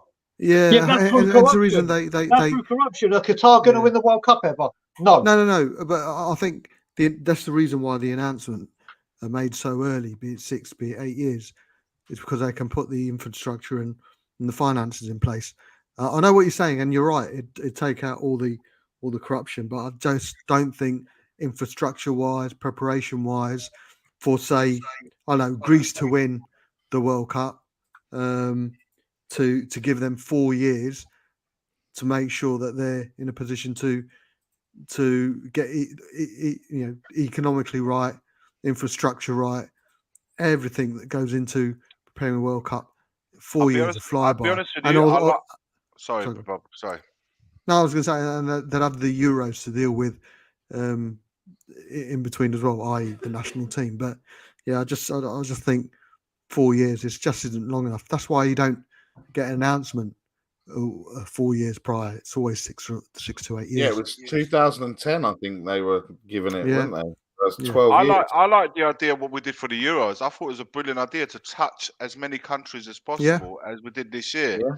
I thought it was beautiful. You had it in England, you had in Italy, you had so many, and I think the World Cup should you have like if it's in South America, you touch a lot of the countries in South America and that's play better, there. isn't it? So you reach out a wider audience. Same thing if you have it in North America and so forth, in Africa, and you try to touch as many countries as you possibly can by reaching out a wider audience, so many people can attend games. Even it might not be their own country, but they can still say, "I've experienced a World Cup game," which is a beautiful thing to experience if you haven't had a chance to do it. The 2026 one's going to be good because it's in Canada, United States. I'm already saving up for it, mate. Yeah, no, I want you guys to visit. You know, we can go I'll to be there. Cancun. We've got a road trip ready, man. We've got a road trip ready. We got Route 66 all the way. I've got a good feeling about 2026. Everybody on the stream, man. We're going to attend the game in Mexico City. We're going to go to Cancun. We're going to attend the game in the States. Miami. It looks like they're going to get over Orlando, but it's still close enough. And then we're going to go to Canada. But we've got to bring our coats. But not in the World Cup, not in the summer. They bloody well won't. What are you talking about? Yeah. You know, you're right. This is summer. Sorry, I was saying November. Yeah, it's actually hot in Montreal, Toronto in the summer. So yeah, getting used to this November World Cup. That I'm thinking, okay, November. So yeah, no, definitely. Bob has to step out.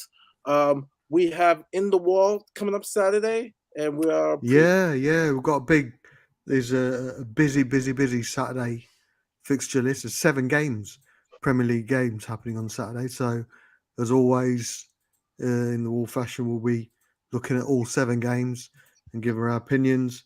Obviously, we'll be looking forward to the Newcastle game. And off subject, we'll be talking about weird and wonderful conspiracy theories that the guests can bring and delve into and give opinions. Doesn't have to be football based. We can go all over the shop. JFK, UFOs, Princess Diana. Be as controversial as you want. It's it is after the watershed. So the Queen, yeah. Ooh, what? yeah. Kim's the Queen and Princess Diana. Yeah, anything goes. Sorry, Murray. So that's Saturday night, 10:30. I'll have the usual suspects on, but the guest list isn't complete yet. But guys, if you haven't subscribed to the Love Lounge, you have to. Your life's not complete until you do. Big up, big love. Thank you very much. I'm off to fucking bed, mate. See you later, Bob. Superman. Big up. Take care, buddy. Take care, mate. Our last love it or hate it is I'm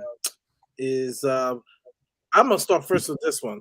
I can't stand Chelsea, but if you told me to pick one Chelsea player that I respect, it is Michael Ballack, and he is in the States. Sometimes he does commentary for ESPN for all the big tournaments, and I don't get me wrong. I respect Virgil van Dijk, but I lean liking this comment. He says Virgil van Dijk is very lucky to play in the era where there's no Drogba, Lampard, Alan Shearer, Henry, Rooney, Van Persie, Tevez, Adebayor, Diego Costa in the Premier League. No wonder they think he's the best defender in the league. Shots fired.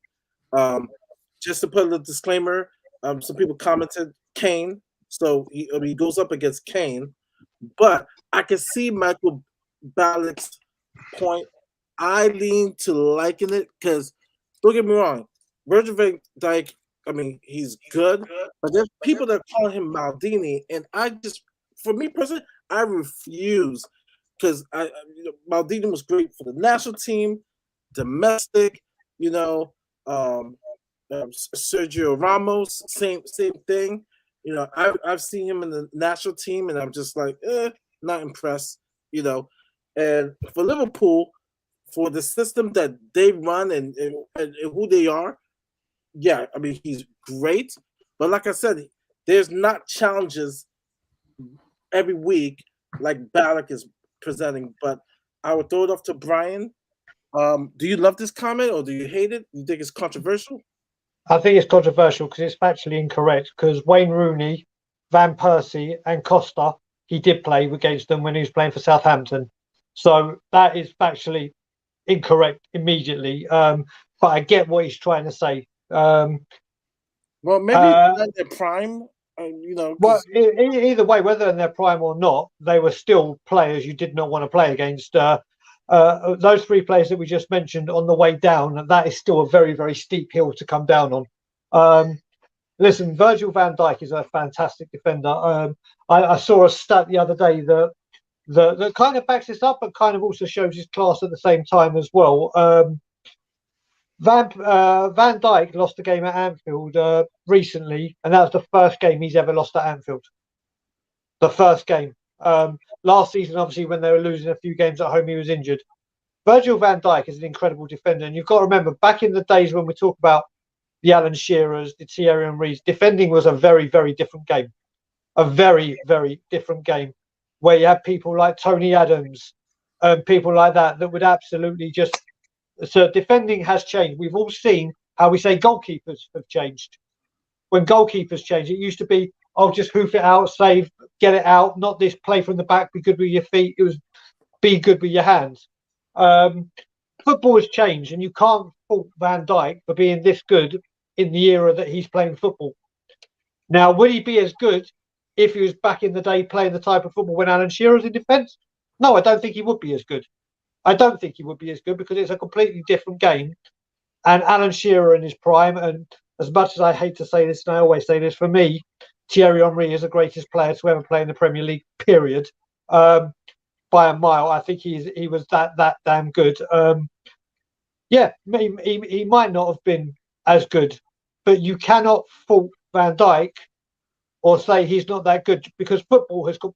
If you put Shearer and whatever playing this free-flowing, expansive play from the back, ticky-tacky kind of football, do you think Alan Shearer would be the player he was, where it wasn't get the wing, get the balls into the cross it in, he'll come in and smash it? Maybe he wouldn't be. Not saying he won't, but maybe he wouldn't be. Football has changed, and Van Dijk playing in the age of football that he is the bar. He is exceptional. So I can see where he's coming. I think it's more controversial whether I love it or hate it. That's where I think this is open to debate. Yeah, Manjit, it's a good debate. What are you thinking? I mean, you could say John Terry kept clean sheets against those strikers, and he was shit. So,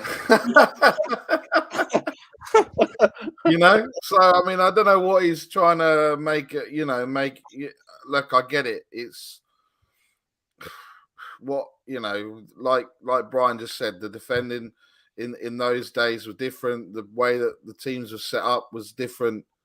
You're almost comparing, it's like we were having a debate the other night and about Kane and Rooney, and I said Kane is by far a better goal scorer than Rooney, and someone was going off on one saying no, Rooney this, Rooney that, and everything else, and obviously I was going in on them and everything else. So you can't compare people from an era that is where the football's completely different. It's like you're comparing. Would you compare Messi and Ronaldo with, George Best? Yeah, George Best and those people. Absolutely not. So he's just wants to get some likes, or in I don't even know. I don't even know. It's like all of them. They've been controversial, but kind of that's almost in the it should be in the BS one with the Bruno whatever his name was from Rennes. Just pointless. I don't understand. And hello, Mr. Danny Kiriakou, who's I've never seen so many messages from Danny Kiriakou in one day than I've seen in the last 12 hours. I don't know what's gone on with him, but he's just been on fire. So long may it continue. He's obviously not on Greek time, is he, Brian? Well, he is, because he asked for the link to come on, and he's still not here. So, okay. So depending which way you want to look at it. Maybe he's not put his clocks forward either. Maybe back. Maybe he puts them back every single hour, and it's like 2 a.m. for him or something.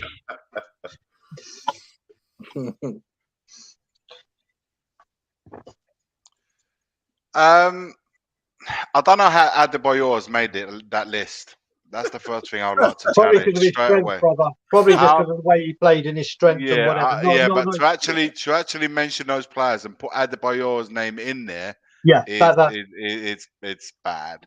But look, I get the sentiment behind what he's saying, but and I agree with what Will mentioned earlier on. He said Van Dijk also plays in the Champions League. That means he's playing up against the best players that Europe has to offer. Yep. However, in saying that, and that's not a discredit to Van Dijk, absolutely not, because he is a very, very, very good defender. He's playing a very fantastic team, and I believe in this current Liverpool team and the way they play and how forthcoming they are going forward, and just you could have a centre back. I think you could put a Dyer of the situation or a Romero of the situation in this current Liverpool team, they would also look top quality. And that's not me dismissing the qualities of Van Dijk, but far from it. I think he's a very good defender.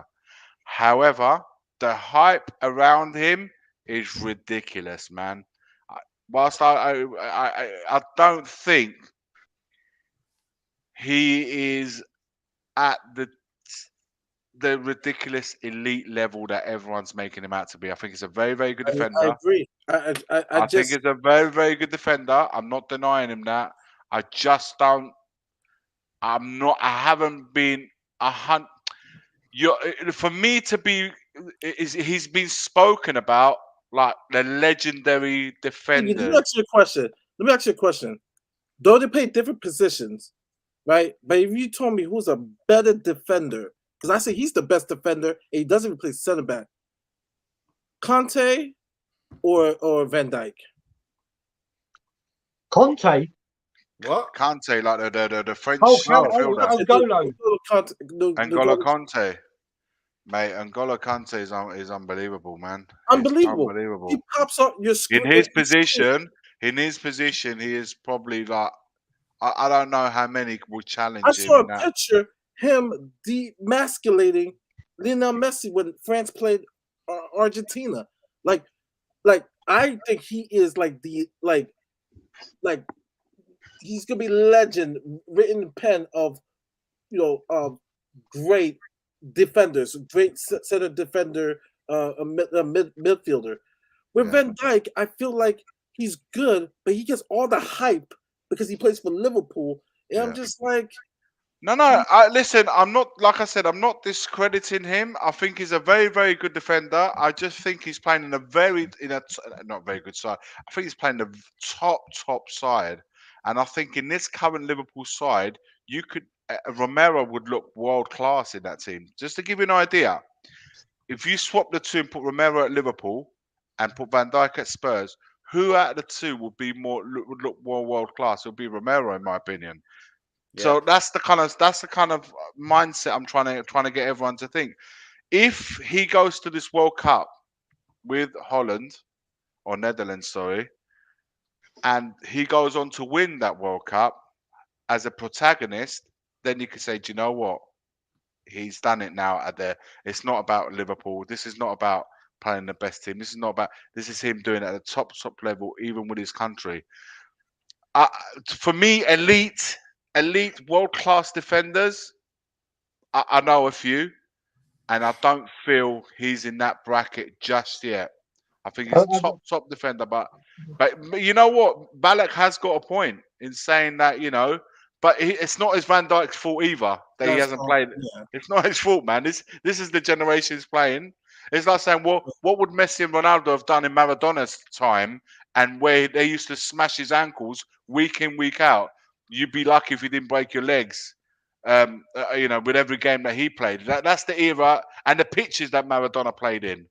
What would Messi and Ronaldo be doing? You can't compare. Brian's right. You cannot compare these different generations of players. But it does feel like there's a little bit of shots fired. There's a little bit of animosity there in the way he's saying that. He's saying he's very lucky to play in an era.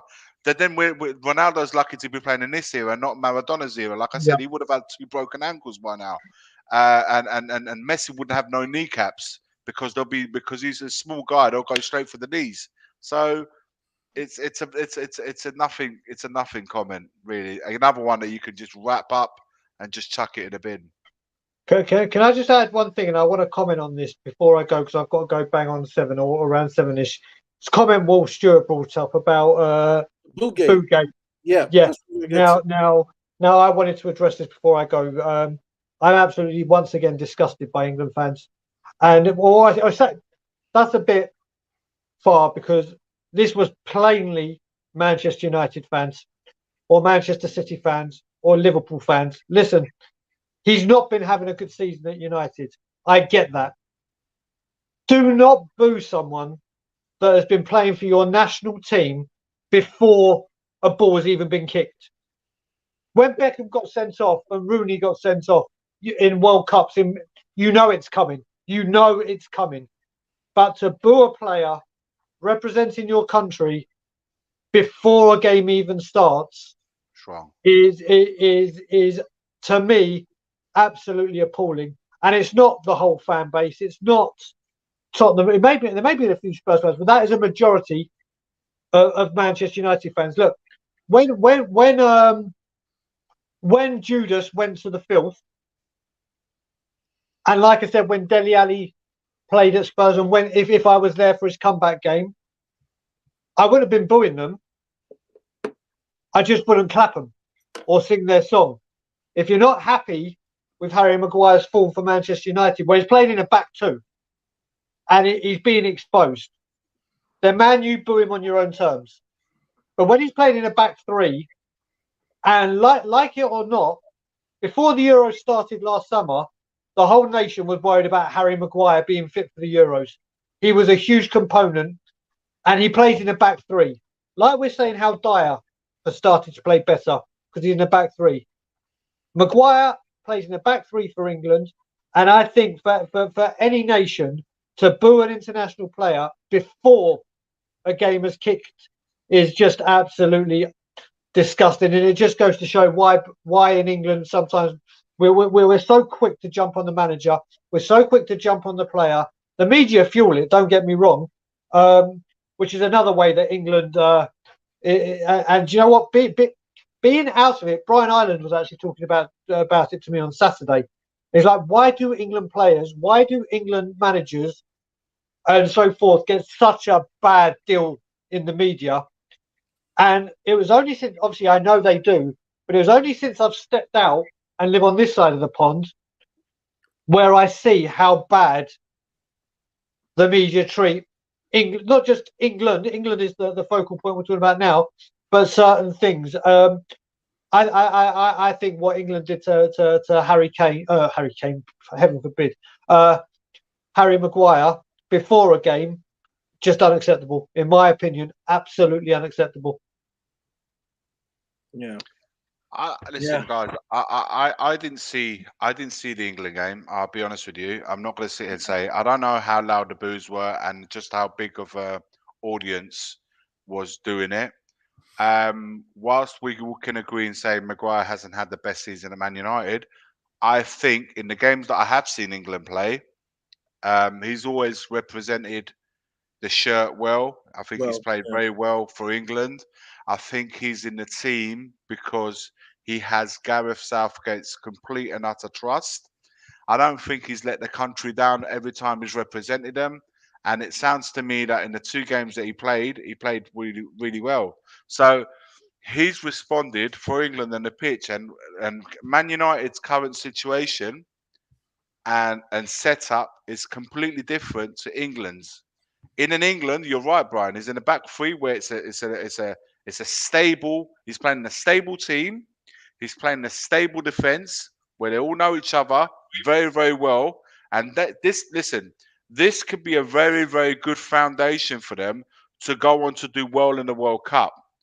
Where I think that England lack, for me, moving forward to the World Cup, will be that in the decisive moments, they'll do well in the group stages, they'll do well in the knockouts, but when it comes to the crunch, I don't think Southgate's that man that's going to make you go on to win something big. That's my opinion. That's how I see it. It proved it to me in the Euros. It proved it to me because that's where he fucked up. Well, do you know what? All I'm saying that is I actually think us losing the Euros has actually taught him more going forward than what winning it would have done. I just don't see Southgate as proactive during the decisive games. I could be wrong, and you're right. He maybe is corrected that, and he may benefit that going into the World Cup. However, going back to the Maguire, I do believe that he is in a different. It's a setup that is completely and utter. He's in a completely different setup. He's in England. I think he realizes he has the confidence of the players around him, the manager. It's complete and utter opposite of what's happening to him at Man United, where they're in disarray. They have a manager that's leaving in the summer. They have unrest in the changing rooms. They've got players, got fans on their case. The pressure that he's dealing with. And you're right, the system. He's playing in the back 4. Then to a back 3, which is what he's more comfortable playing, is what he did at Leicester when they won the league. So it's 2 different sets. I don't think he's let the country down, guys. This is why I don't understand the boos coming from England fans than has to the Man United fans. I think Man United fans have more right to do that for their club. I just don't get it why it happens for the. Yeah. So I'm completely. I don't think it's offensive to boo. Offensive is racial slurs. Offensive is many other stuff that I would consider offensive. Booing is fine for me, but you can boo a player. I don't get it why you would boo your own player or boo someone that's representing and wearing your national jersey. I don't see why. And certainly, it does not make sense to do it at the beginning of a match. Even more so. So PK, they whistled him, and the United Real Madrid players were like, hey, look, when Spain plays, we're in a major tournament. You can't whistle. Like, you're basically rooting against Spain. And so eventually they stopped, but there were a couple of games. Sergio Ramos had to say, hey, look, you cannot whistle because PK has a big mouth. And PK was like, hey, Sergio Ramos and even some of the Real Madrid players were like, you can't whistle the guy. I guess then when Barcelona comes to play at the Bernabeu, you can whistle him. But this is Spain. It's a united Spain. That's more political, though, isn't it? The Catalonia thing. It's political. Yeah, and that's why they were booing him because there's just a couple of things I'm going to say before you go, Nick. Because I'm going to have to go once I say this. So first of all, I think being bought as the world record defender at any time in your career, no matter who you are, huge pressure on you. Going from Leicester City captain to Manchester United captain immediately, a completely different world. The responsibility that comes with that armband, the responsibility and pressure that goes at that team, that hasn't helped him. Then you've got someone like Ronaldo, who just himself, forget what he brought, just his aura, what he's won, his talent. You've got people like that you're now the manager or skipper of.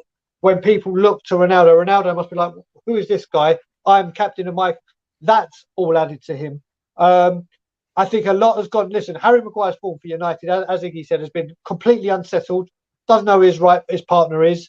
Chop and changes, injuries, managers, they haven't helped. He has not been good for United. The boo should stop there because he has been good for England. And if he had got sent off in a World Cup final or like a Rooney or Beckham, then he knows it's coming. And there's nothing you can do to stop it, period. Right now, before a game, I just think it was uncalled for. But on that note, I'm going to love you and leave you all, guys. So I will speak to you all very, very soon. What I will just say is obviously Tottenham on Tour is where you can find us. We have got a sponsorship deal going with Manscaped. So if you want 20% off, just type in Tidy Tot and you'll get 20% and free worldwide shipping. But most importantly, let me just do my exercises. And as always, Levy out. All right. Yeah. All right. We got 2 last segments before we go and give our predictions for the Newcastle game. But we do have, and we'll leave crowd participation. We have our caption this for the week.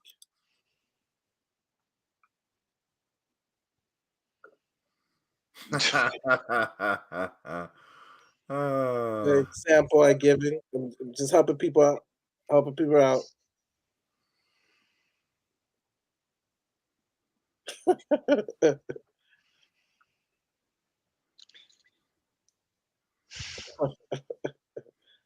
That was insane. That was insane. That was mental, wasn't it? Oh man. All right. So caption this. Those who of you are watching, just put them in the chat. Those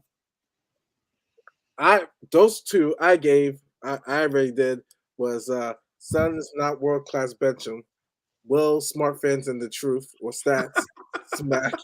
And then this is still like this for the Spurs Stelios. So give us some captions. Barry. Look at Will's. Will's one, I think, just kills it. Will's one he's just put it. I don't know how you're gonna beat Will's one. He says out your fucking mouth. Oh Jesus Christ! We're not getting top 4. Thank you, Stel. Yeah, you're gonna do that on Sunday, yeah? Oh Jesus! Look. There's so many things you can put on that one. I think it's. I like Stel's. I like Will's.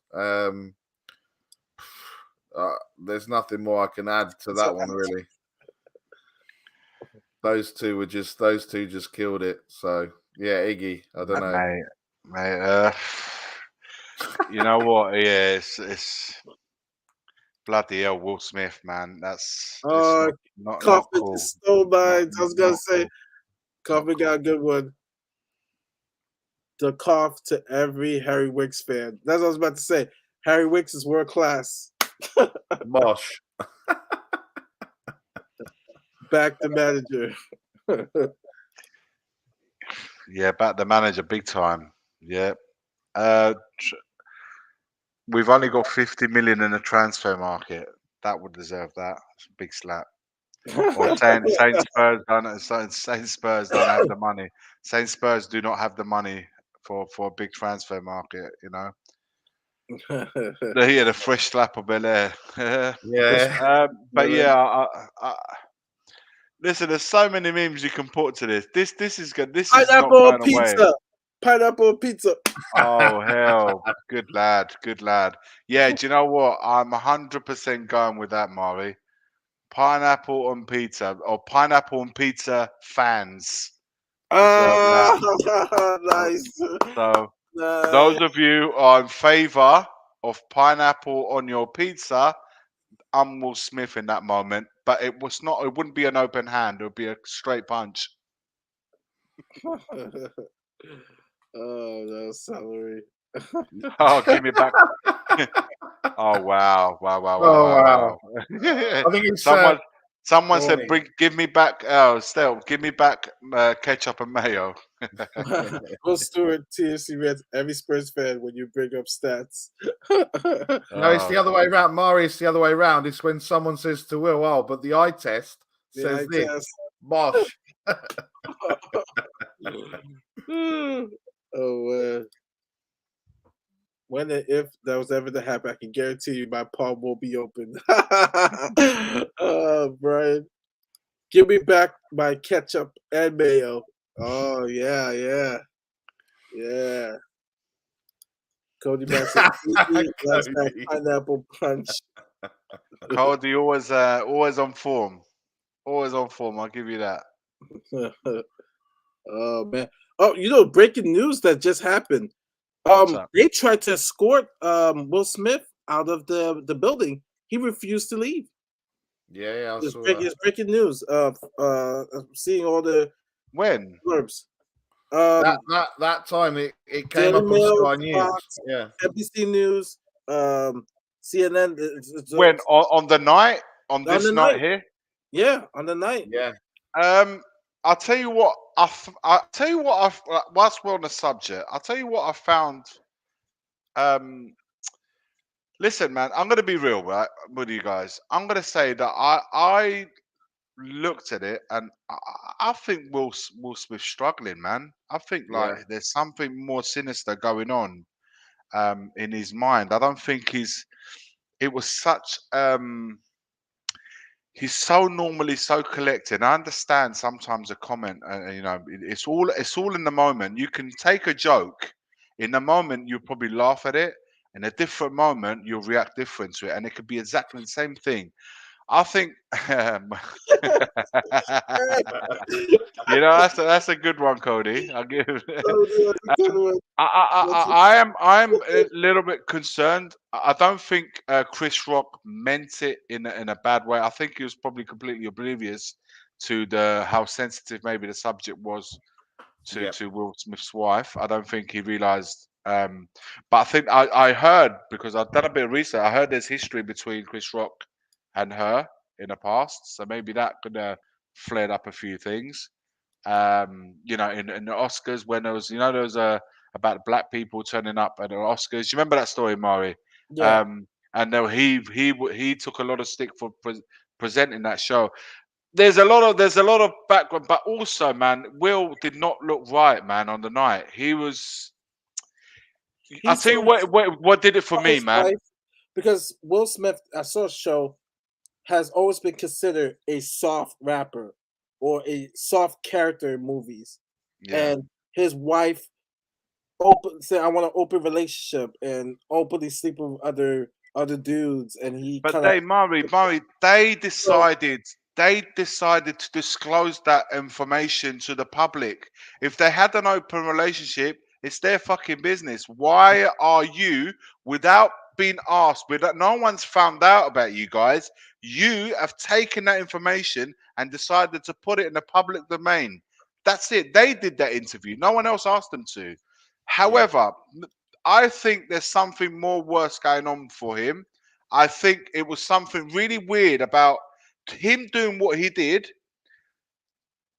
He went on, rightly so, win the Oscar for the great work he did for the Serena Williams and the Williams sisters story.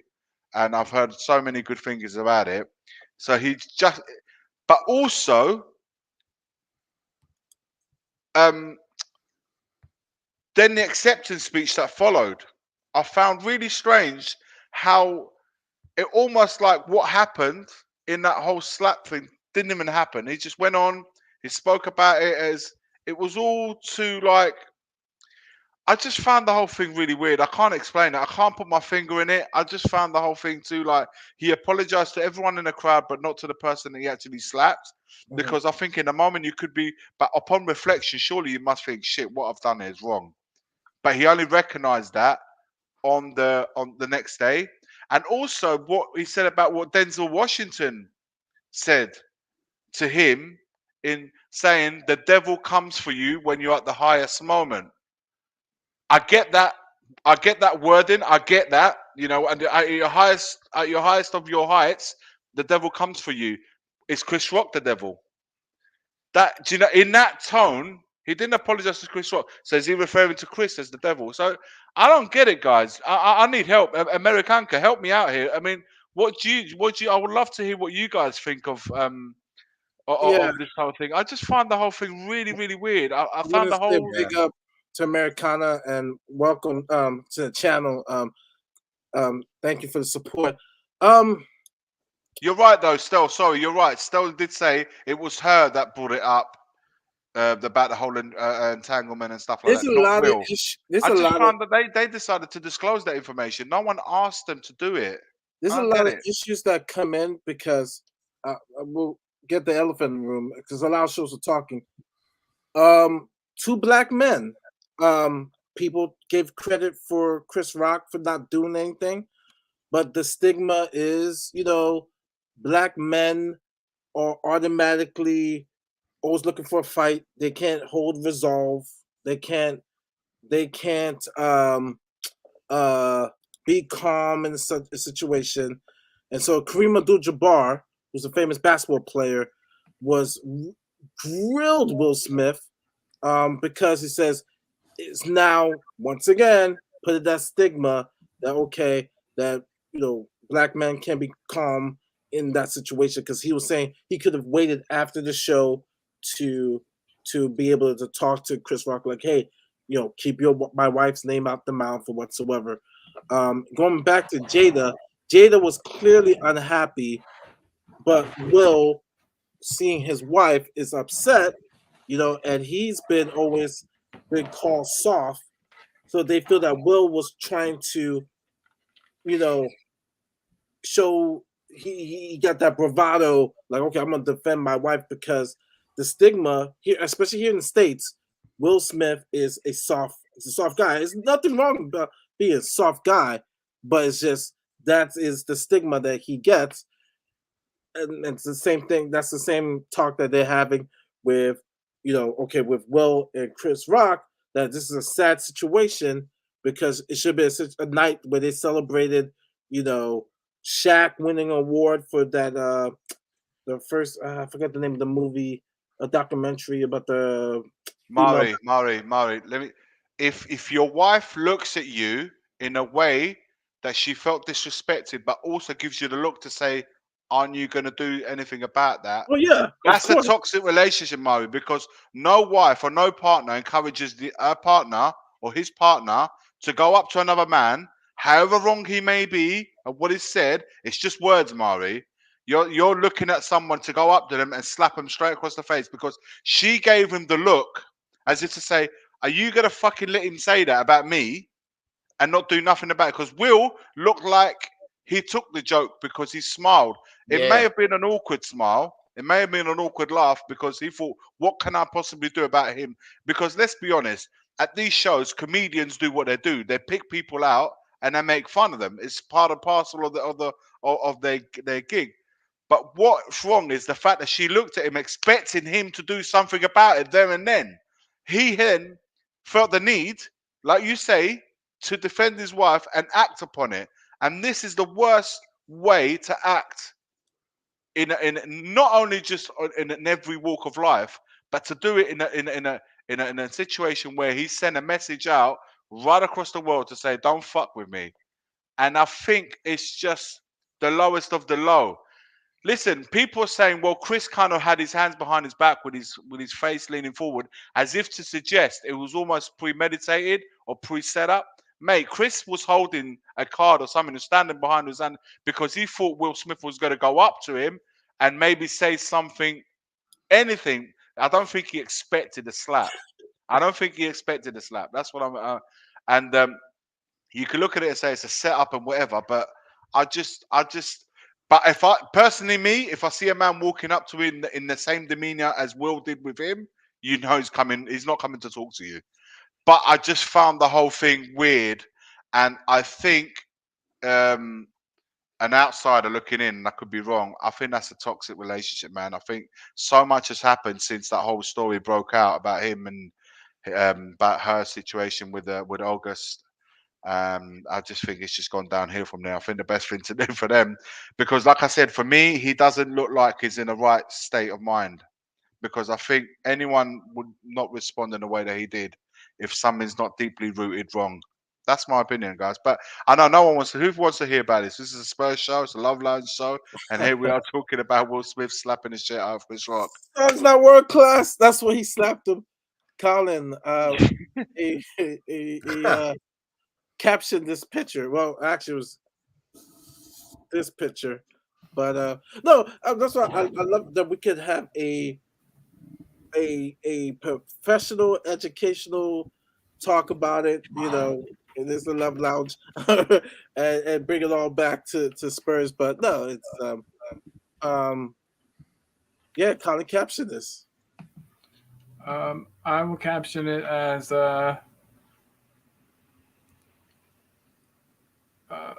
it's Conte's Will Smith, and he's saying schedule congestion, bitch, ? And he's saying it to Arteta, who's Chris Rock. He's saying picture congestion, bitch. Okay. I agree, Will. I totally agree with you, brother. Words. It's just words, man. It's just words. You don't. It's such a weird. About comedians, and there was also talk about this. That was a funny comment by Will, because once you lay hands, I'm from Brooklyn. That's a different story, man. That's a different story. But you're talking about a comedian who's making a gag. Is if you're sitting at the front, Will, if someone like me, let me put it this way, let someone like me sits at the front with a comedian in front of me, and I'm wearing your hat. What do you think's going to happen to me? Even without the hat, I'm probably going to get picked on anyway. I know that, but that is part of you. You go with it, man. You go with it. He made a comment, which, to be honest with you, the comment per se, it wasn't an issue, man. He was just taking a piss out of her haircut. What he didn't know is obviously the reasons as to why she's had that hairstyle. He didn't know that, man. He could have just had a word and say, "Look, mate, look, I appreciate you didn't mean anything by it at the end of the show, but my wife was deeply offended because she's got a thing going on. Can you just be a man and just go over and apologize to her? Yeah, I'd really appreciate that." All I know is squash it, man. Squash it. If Richard, I assume that there was still some squashing done. I think that Chris Rock's going to be really cool about it. Listen, Chris Rock has sold every gig that he's got going on. After that incident, he's sold every single one of them. All his gigs have been sold out. So he's earned well out of this. So, yes, it might have been embarrassing for him, and respect to him for keeping his cool, man, and to carry on. I also that is some serious control, man. I hate that. I feel like Will Smith is probably like the victim of a toxic relationship. And I think that same thing. And I think that he's. Yeah, man. I think ever since she talks about cheating on him on that talk show, I think that something's that he's been hurt deeply, and I think she sort of hinted that it was his lack of masculinity that was part of like their problem. And then this happened, and you guys saw the look that she gave him, and it was almost like, this is like, you don't do that, man. You don't encourage a man to go and fight another man. No, you don't. It's not a good relationship. He needs to get out of that relationship for himself. True. I'll capture this. Whenever Harry Kane takes a free kick. That picture here. God, that's good. Yeah. It's everyone reacting to Stell saying going in on the fans.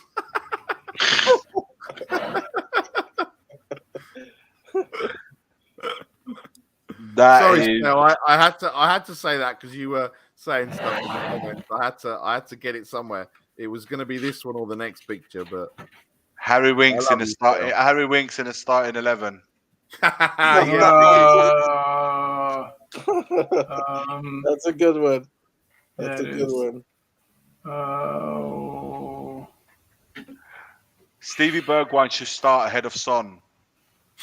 Oh yeah, Flat, yeah, that's that the would flat be the thingy. reaction. Right. That would be the reaction. This is me. It's you got to travel back in time a month for mine, and then it's me saying Tottenham are going to get top 4, and then everybody else is depicted in the picture there. Oh, that's a good one. That's a good one. I've been calling it. That was my face a month ago. You are correct. You're Fans correct. saying that Son should be dropped out of the team, or even worse, sell him in the summer.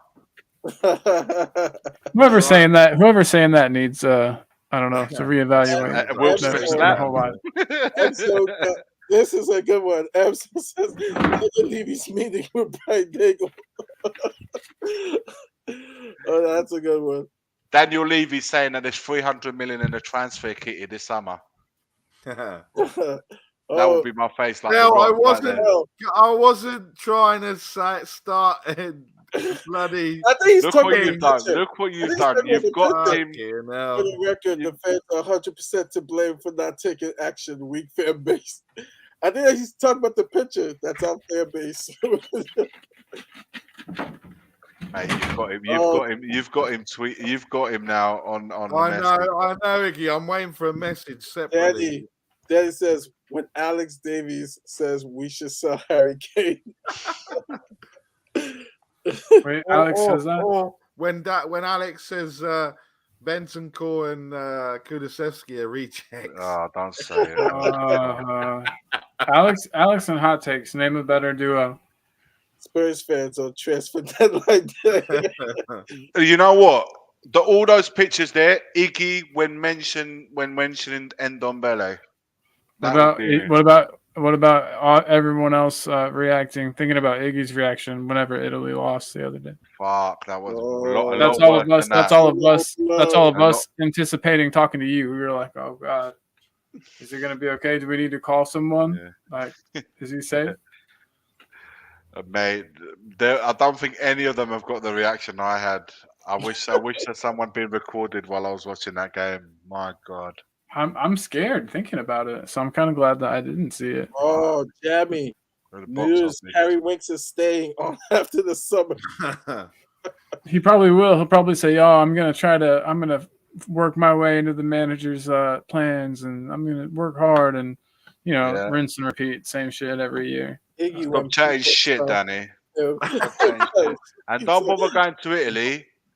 Don't bother going to Italy and ask for pineapple on pizza, and definitely do not ask for a cafe latte after dinner. Don't do that. You don't get. Oh yeah. That's a sin, and you don't ask for anything on your pizza, baby. You just fresh mozzarella. Denzel Washington. Yeah. Listen, the margaritas is the most famous. Yeah, it's the most famous one. But anything but pineapple on pizza and people having a cafe latte after dinner. That's something that you have for breakfast, man. Cappuccino after dinner and stuff like that. That's a British thing. We don't do that over there, man. Okay. The legend that is. And okay, he is saying Mourinho sacked a week before the cup final. We paid $35 million for Emerson.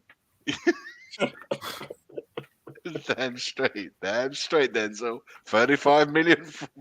Yeah, there should just be a bunch of math, like him trying to do math in his head and trying to calculate the fees we've paid for people that don't, Lo Celso, and Ndombele, Hill, Jack Clark. He's every Spurs fan. Will Conte get back in summer? Nice. No, this is kind of topical. When will Danny Kiriaki reply to my message?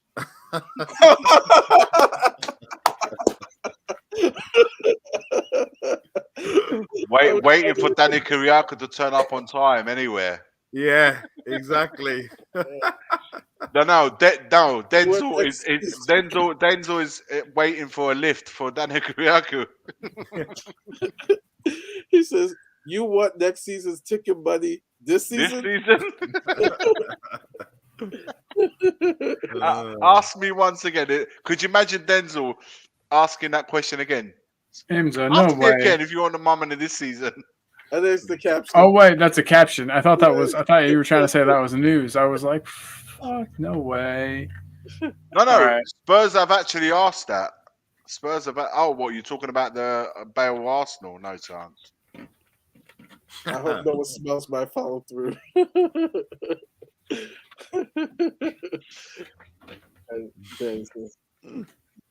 Yesterday's price is not today's price. Cody, that's brilliant. That's a good one. Will Stewart reading How about Daniel Levy when he hears the team's asking price? Yeah. I think this is the winner right here. Will Stewart. Will Smith. It's not the first time he's been called that. It's not the first time Will's been called that. But or saying, that's the look of a fan that says we only need one striker. Or somebody just told Denzel that Inter Milan have got 5 strikers. Yeah. He's a Spurs fan. He's like, oh, what? We've got 1 and they've got 5? They've got 5? Say what? Say that again. You can imagine his face. Say that again? Yeah. When someone orders a pineapple pizza, I believe that. Iggy, when he hears someone ordering pineapple pizza. There you go. Oh my God, Danny's is great. Danny's is so good. Danny Levy whispered in his ear, "You're going to spend."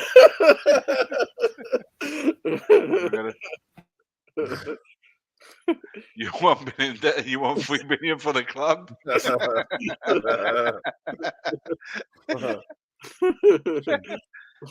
I can't hold this fight much longer. Oh man, me seeing Pops. Oh dear.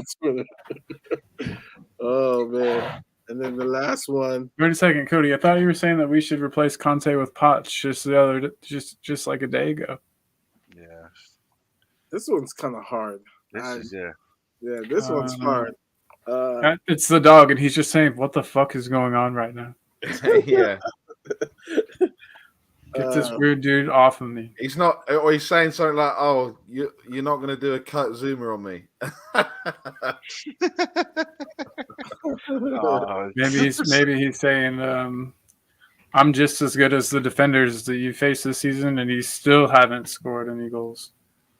No, the best one, and Stell's just prompted me. He goes, please tell me Tommy talks balls, not about. Oh my God. Jesus Christ. Welcome to Tommy TV. I think that's it, though, isn't it? That's the winner right there. We got it. I don't think you're that's the winner right there. Dog Hub. Too good. Ronaldo's better than this guy, but nah. I need to find out what is the story about Tommy the dogs. What is it all about? I've clearly missed something.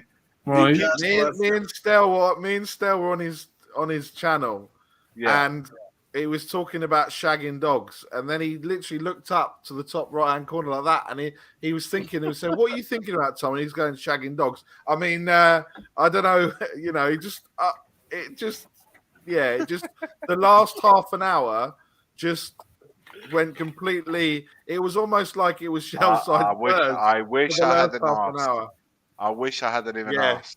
But to go, you need to be you either had to be there or you need to go back and watch the last half an hour of that show because it was just insane. I was laughing so much I was giving myself a headache. That's how funny it was. Oh dear. Let's see up in the new Hobbit trilogy. Yeah, I mean the Oscar after party. And then the last one. This is, I don't know how they even allowed this. I don't even know how they even allowed this. But as soon as he missed, missed. So wrong, you know that. That is so wrong. Yeah. So out of order. It was going from what I could tell. Both sides, fans on both sides were Let's see. Got Yeah, the but ball. he got it bad. That was definitely. I saw the Let's see. Got the I ball saw the loose. highlights of that, and that was bad. His one was by far the worst. Salah at rave. Salah, Ray, Target good one, acquired. Bryce. Good one, Bryce. Oh, this is a good one too. Salah with touch.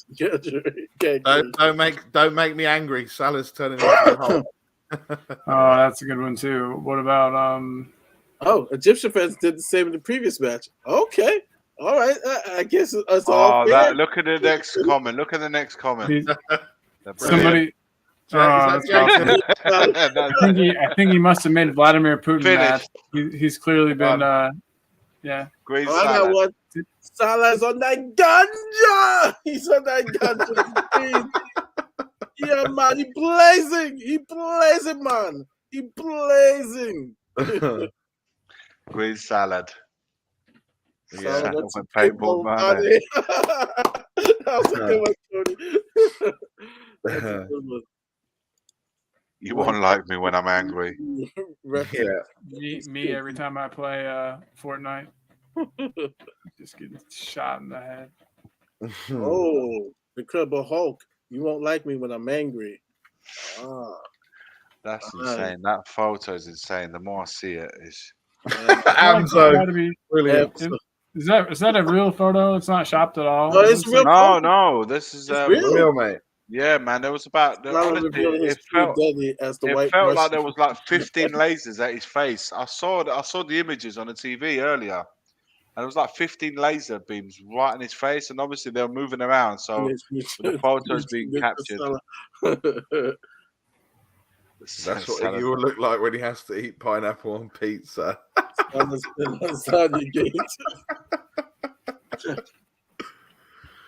Oh, mate, I can't wait till domestic football starts again.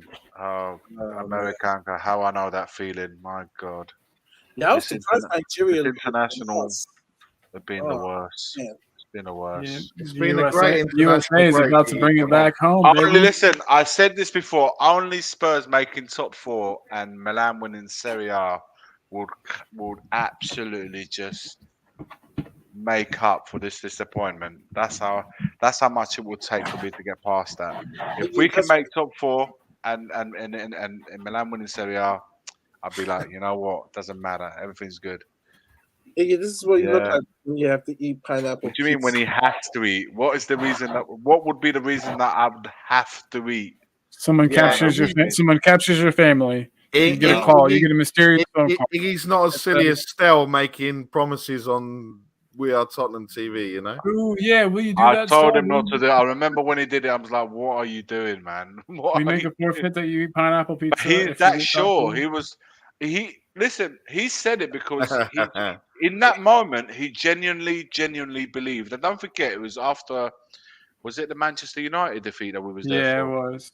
It was straight after a defeat, and he obviously got caught in a moment, and he genuinely does believe that in that moment that Spurs were not going to make it. I think he's got a different viewpoint on it, but Everyone was speaking a said little it. too.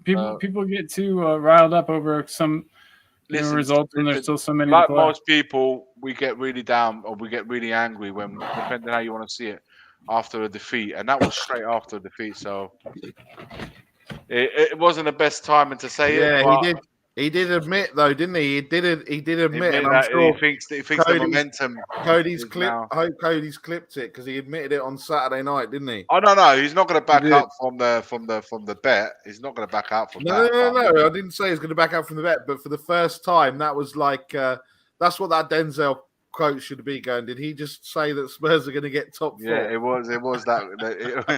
But you know, okay, Stell's just corrected me. It was after the Brighton win. Oh wow, you said it after the win. Now you just made it even worse for yourself. Though after winning, you said that. But look, end of the day, man, that's what he thinks. That's what he thinks. He's confident. Exactly.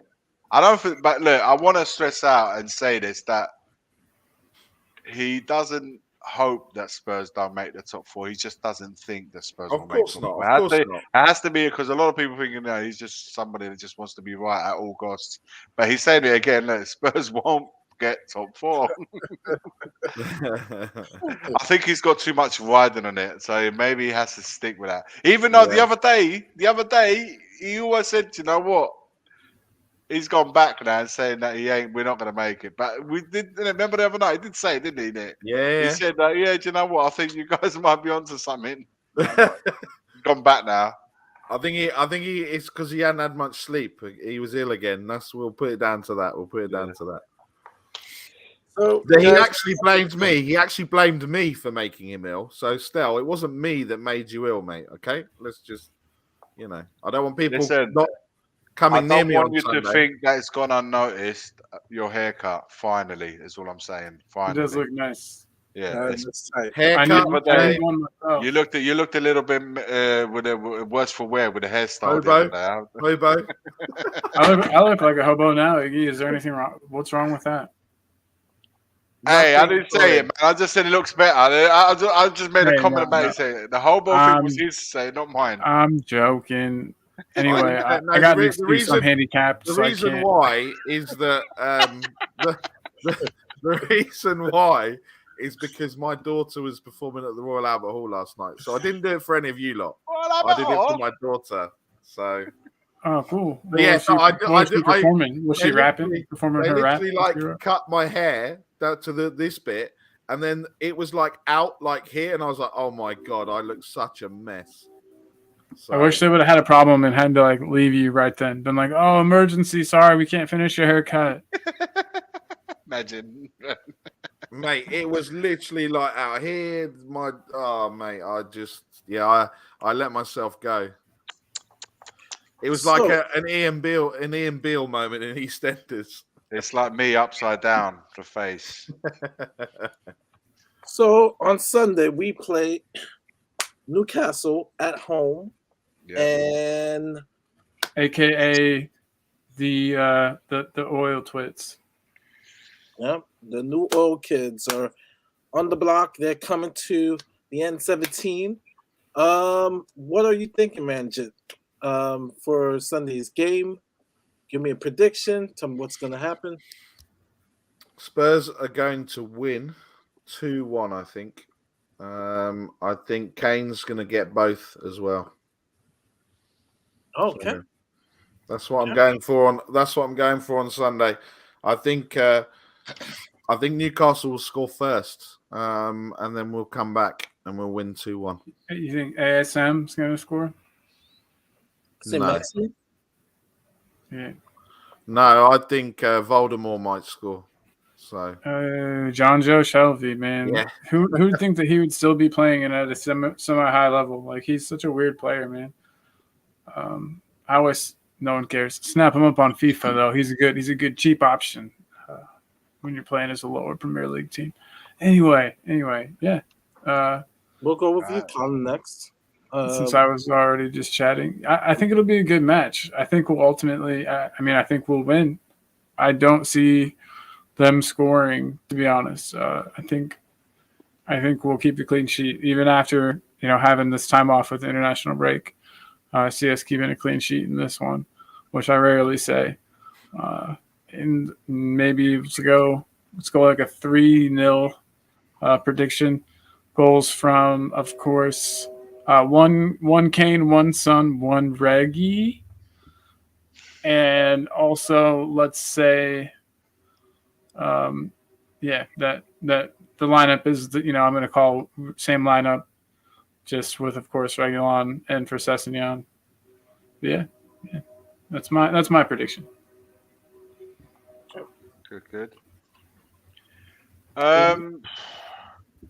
The first game after international break is always the toughest one to predict. Always.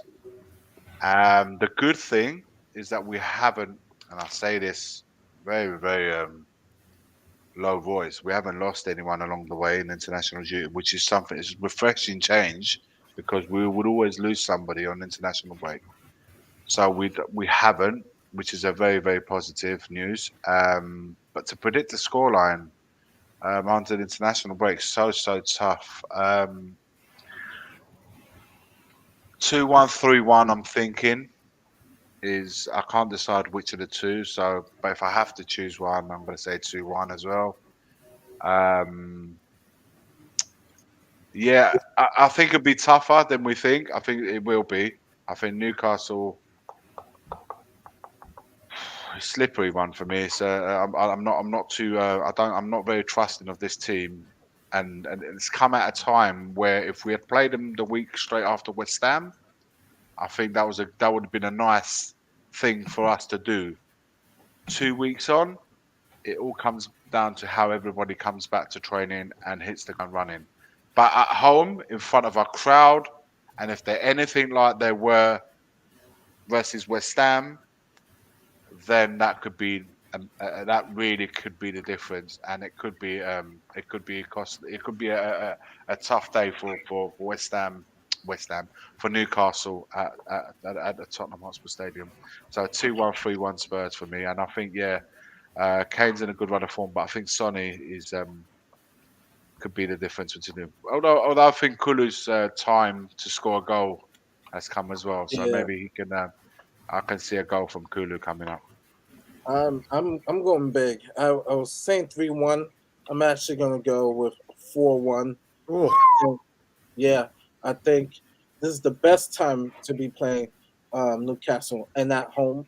I think we start off right off the gates. I think Sonny will score, Kane will score, Kulu will score, our front line will score, and I want to give Kane a brace, but for some reason I have a feel that Bentancur is going to score. So and I don't know, just have a feeling that he's going to probably get a tap in, shot on target, and he's just there to just tap it in. So I'm going big. I'm going with a 4-1 victory, and so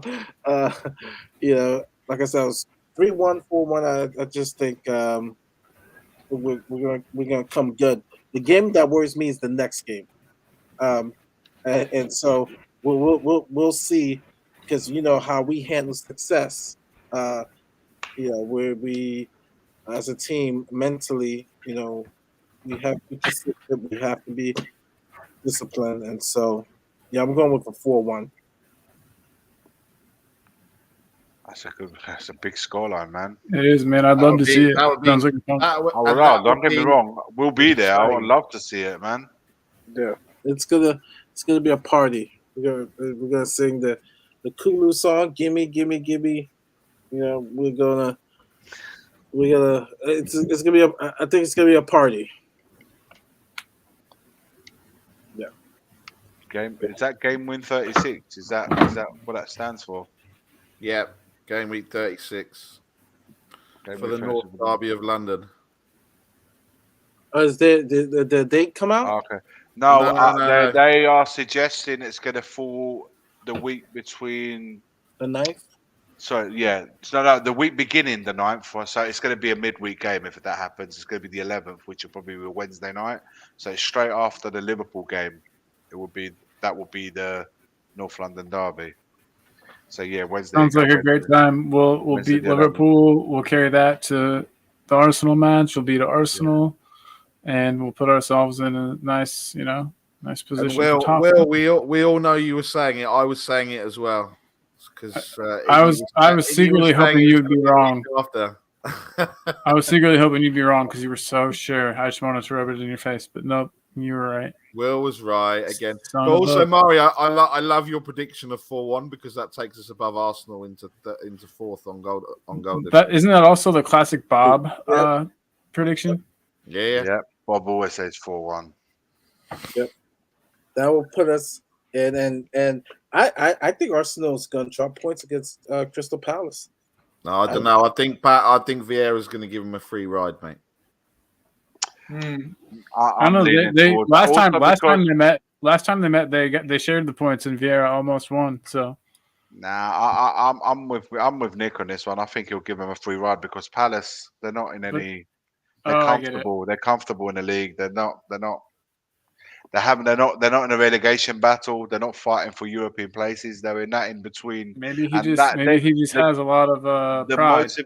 the motivations of the teams that you're up against or your direct rivals are up against, it all comes down to the motivation. If they all have something to play for, then the possibilities of them getting the results are increased. If they play or we play against teams who have nothing to play for, then the chances of you getting the 3 points increases. So are the teams that Arsenal play against, like Crystal Palace, I don't see much riding for in that game. I see Arsenal winning that game. Not because Palace are bad, just because they think that they'll probably be mentally on holiday, sort of. Palace is one of those teams, though, that have a couple of difference makers, and they could single-handedly snatch points themselves. I agree, Colin. Colin, normally I would say to you straight away, I totally agree that Palace are that team. I know what you're saying completely. They'll be out of everything, nothing really to fight for. Yeah, they'll down tools because they're just going to ride out the remaining games and go on vacation as soon as possible. I think mentally, if those teams are safe, they're mentally already there. Well, it's unfortunate then that we're playing two teams in relegation battles. And also, that's exactly it. That's exactly and it. also going back to Danny's comment about we lost every midweek game, we beat Leicester 3-2. Also, hey, question: if we're going against teams that are in relegation battles, it would assume that I guess they're going just for a point or any points, but some of them might be in a position where they have to come out and attack us just to try to survive. And if that's the case, then that plays right into our hands. So I mean, it could be a good thing or a bad thing depending on. I agree, man. I agree. Didn't we beat Brighton? Didn't we beat Brighton in midweek as well? I think so. Well, guys, starting with Mr. Barry, Mr. AKA Ranjit, tell the people where can they find you? You can find us tomorrow night, 7 p.m. Not tonight, as the thing was put in incorrectly, and people messaging me going, "It's 16 minutes past. I know you guys are normally late, but you're taking the piss tonight." I had the same with Sophie. She said, "That's weird. They're on a Wednesday night." She said that to me. I said, "I think there's a mistake." So we've got tomorrow night. We have we'll do a bit of a Newcastle preview. And talk random nonsense, and then as we said at the top of the show, we have a new morning show starting next Monday, 10 a.m. Tottenham tea and toast. So SSS becomes TTT with me and Al. So we'll be we'll be talking about the Newcastle game, but also going through the morning back pages. And also some nonsense that as we always bring. Can you also go through? I don't get the Naked Attraction show anymore. So can you go over last night's episode of Naked Attraction too every morning? Is that what you would like, Colin? Yeah. I don't have anyone else to do it. Different title to Tian's house. We'll have to call it something else. Good morning, Naked Attraction or something. Tits and toast. Tits and toast. I like it. Tits and tea. Something like that. Is that show on Channel 4 or E4? Yeah, Channel 4. Yeah. And it's called Naked Attraction. Colin loved it when he came over and saw it. Mari, you've not seen this show before? Oh, I've seen it. I have dude, man. What a fucking I'm just show, shocked. man. Wow, they're naked. They're naked on TV. we were flipping through. We were just like, was that genitals? Was that genitals? Yeah, man. That's everything. Everything on show. They start the bottom. The bottom up. Then they show the midriff. Then they show the up to the neck, and then it seems like they do it backwards. If you're going from severity of literally, I was amazed. I was like, oh wow, this show would not be on TV in the States. Mate, this is on about 11 p.m. midnight. It's on late when everybody's gone to sleep. It's one of them ones. Everybody, you cannot show this on prime time. It's just not possible. They have to show it late. All I gotta say, trash TV. All I gotta say, Ellie, the hat brought out the eye contact. The eye test. The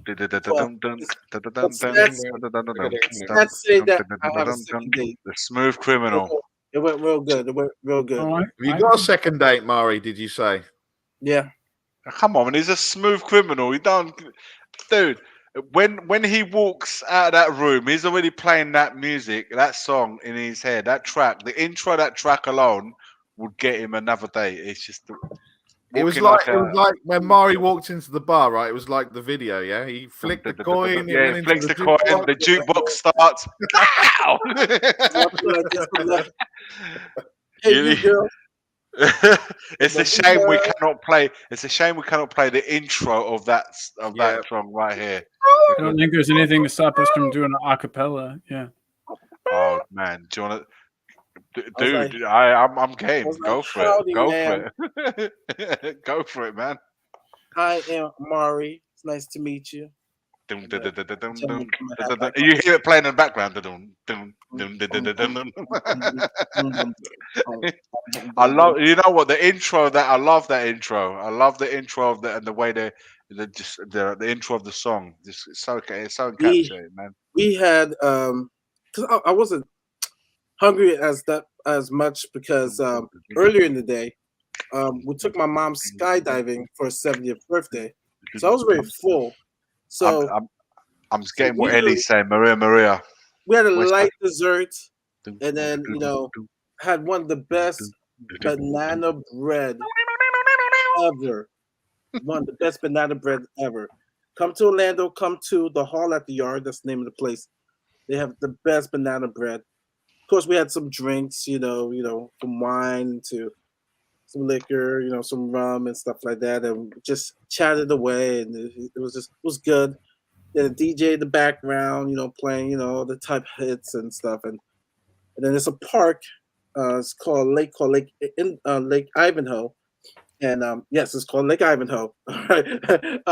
And so we just walked around the park and we talked and stuff like that, and it was good. We're just waiting. Where's this going? Where is this story going? We just went around the park. I know you know your music. Roberta Flack, strolling in the park. They love to do their thing. Roberta Flack. Hip hop. Yeah, strolling in the park. Did you sing to her as well? Huh? Did you sing as well? No, the song. I thought you broke out into song. I was Strolling like, Maria. Oh, Americana. Yes, I am in Orlando. I am in Orlando, Florida, the old town. Oh yeah. Oh yeah. And so Lake Ivanhoe has a great view of downtown. So it was just walking and talking and chit chatting and Ow! Yeah. Oh. Then I said, "Shall I see you again?" And she's like, "Of course." And I'm like, "Okay." I'm like, "All right." Start shooting pickpocket on the corner as the rich is getting richer, the poor is getting poorer. It's a Maria on the corner, thinking of ways to make it better. Yeah. I can't say I will do it a lot louder, but it's nearly 1 a.m. and everybody in my house is sleeping. But another time, if we want to start, if we should do a little music one next time. And yeah, I'll go full out. I'll go full out. If you had a channel, the song would be "He's a Soul Man." The soul man, the soul man. Iggy. I do like singing a note or two. I do enjoy. I know.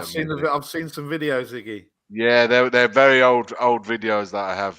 I know you had hair. You had hair. I had hair. Smooth. You were a smooth cat, man. Oh yeah. I do. We do sometimes at a wedding and stuff like that.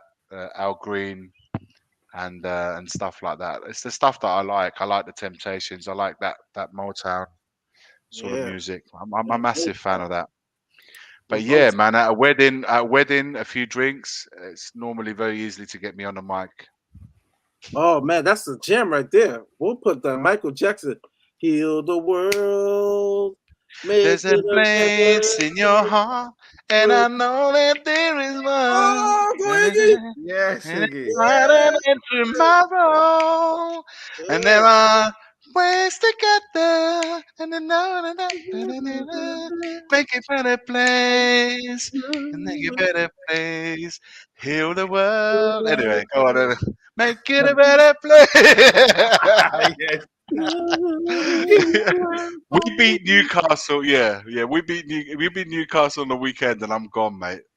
Or we can go to the nearest karaoke bar if we do lose, and we'll have it out there. Man, No problem for me, I'll man. go there. Karaoke. Right, Colin? Right? Where can people find you? Colin. Find me in a mental hospital with the crazies, Don't with the say rest of that, the Colin, crazies man. that Don't support say this, Tottenham Colin. Hotspur. Oh no, I was saying Colin, are supporting you? Spurs makes us Do you mental. play an instrument? Do you play an instrument? Because you look like you're a musician, man. Thanks. Bass guitar. I knew it, man. I knew it. You had the look, man. I said this was going to be my next question. You either play electric guitar, you're a drummer, or you're a bass guitar. Those would have been my three guesses.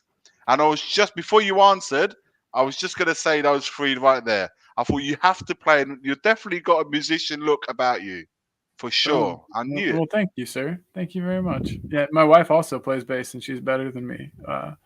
But that's all. I would love to hear something. Next time, maybe in the next Love Lounge, we can get in that little. After we've spoken about Spurs, we get into a little Love Lounge bit of music and go for it, man. Lay down some funky, some funky bass lines. Yeah, but yeah. So if I'm not in the mental hospital due to Spurs driving me mad, I'm on YouTube.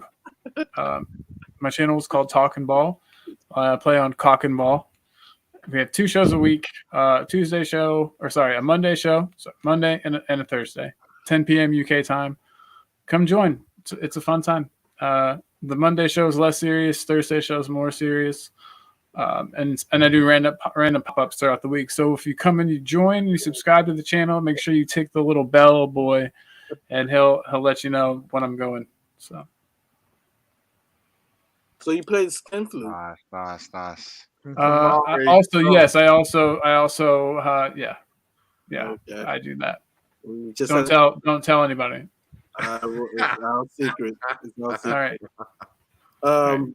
Iggy, where can everybody find you, Mr. Soul Man?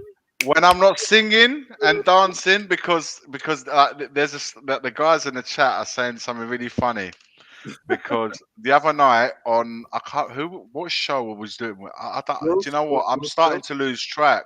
Well, no, we was doing a Bob Spur. That was it. Saturday, and Will was playing the intro song because Mari was going on a date, of course, that Saturday, and we started off by playing his intro.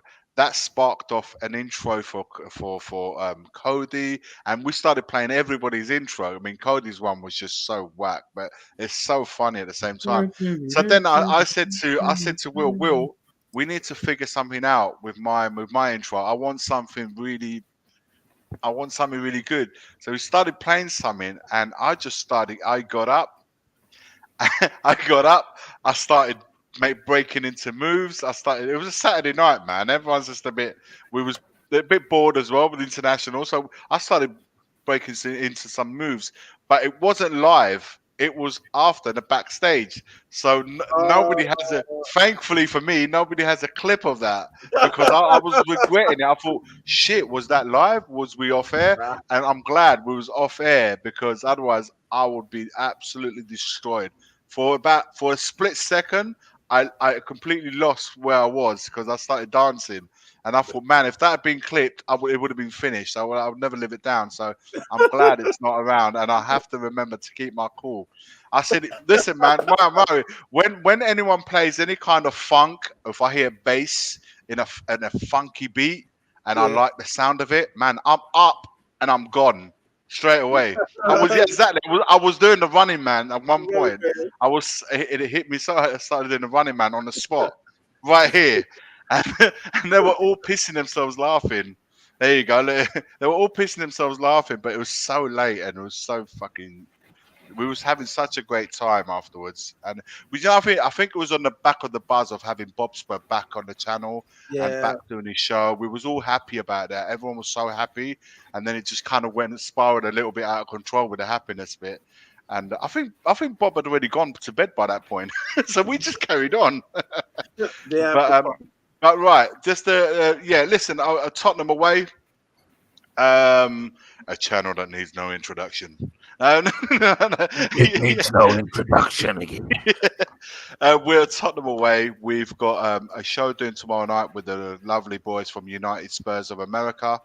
It's at 7:30 p.m. UK time.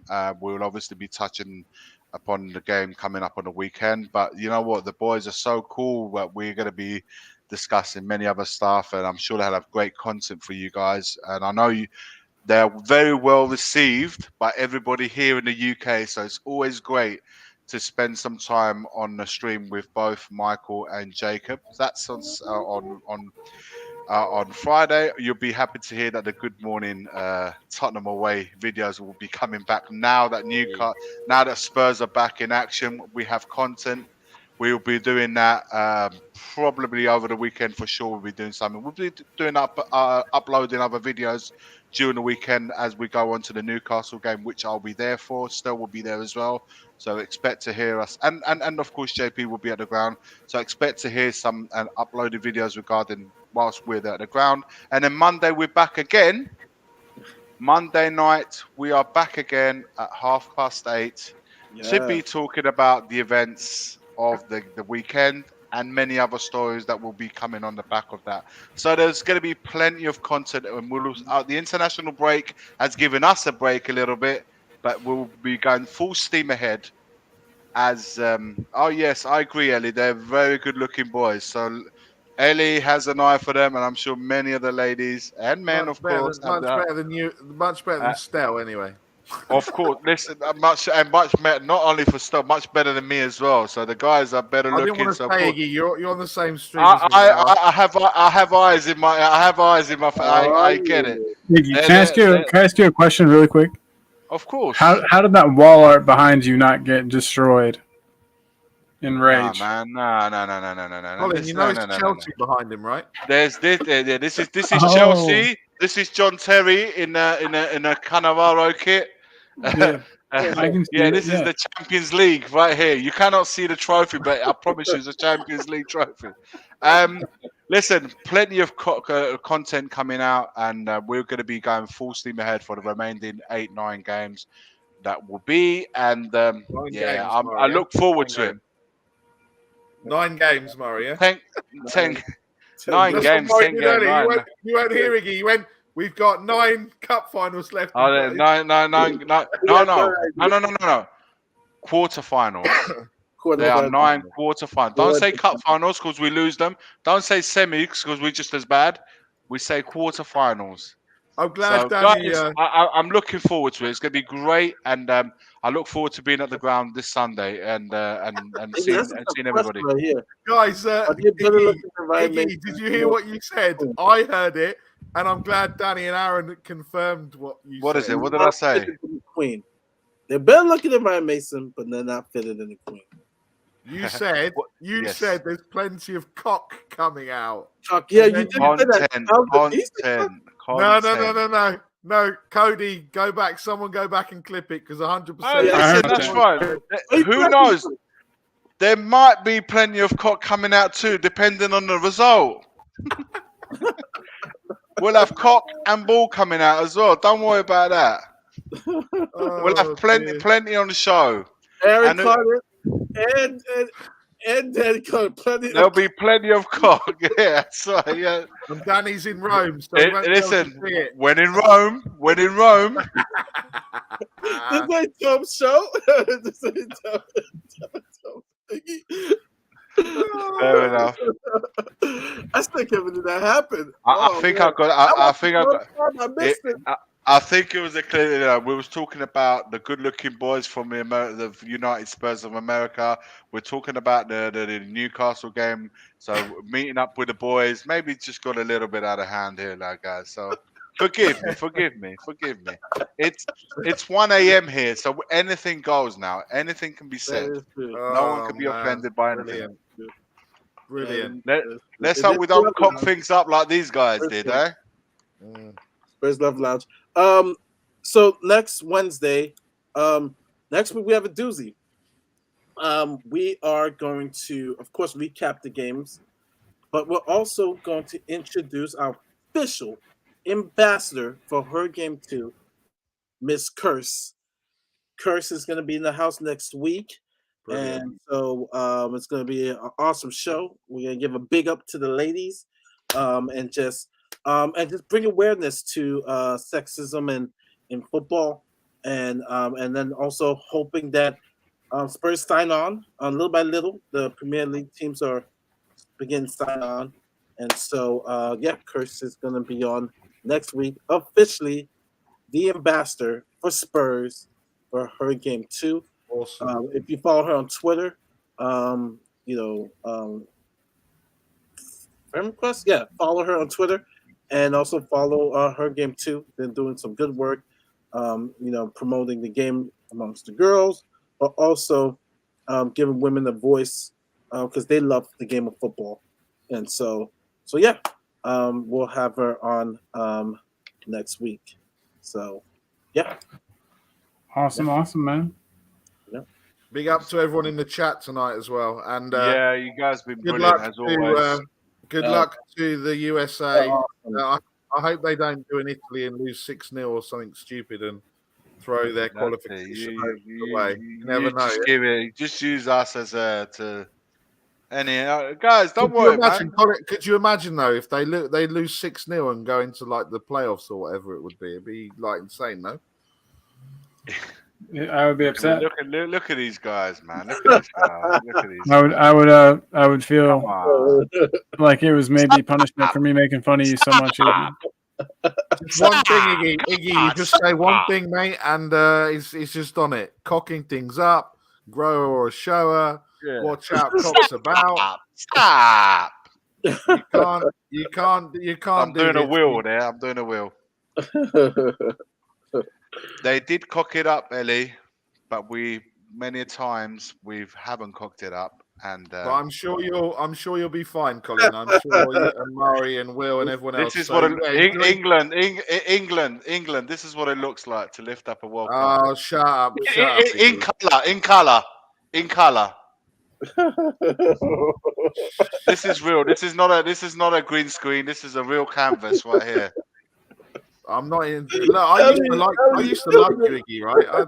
Wait, you've been giving me jib all night about Italy using us, about USA. That's something I'm doing. Italy lose 6 months back. Come on, man. Come on. And now I'll give you a little bit back. Now you say you used to like me. You can take the guy out of shelf side, but you can't take the shelf side out of the guy.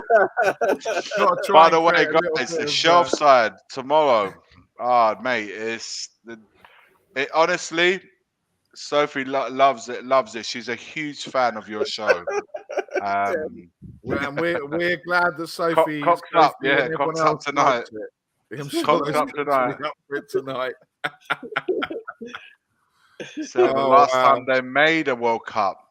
It's not the last time they made a World Cup, but it's us winning a World Cup in this century, in this lifetime, in my lifetime.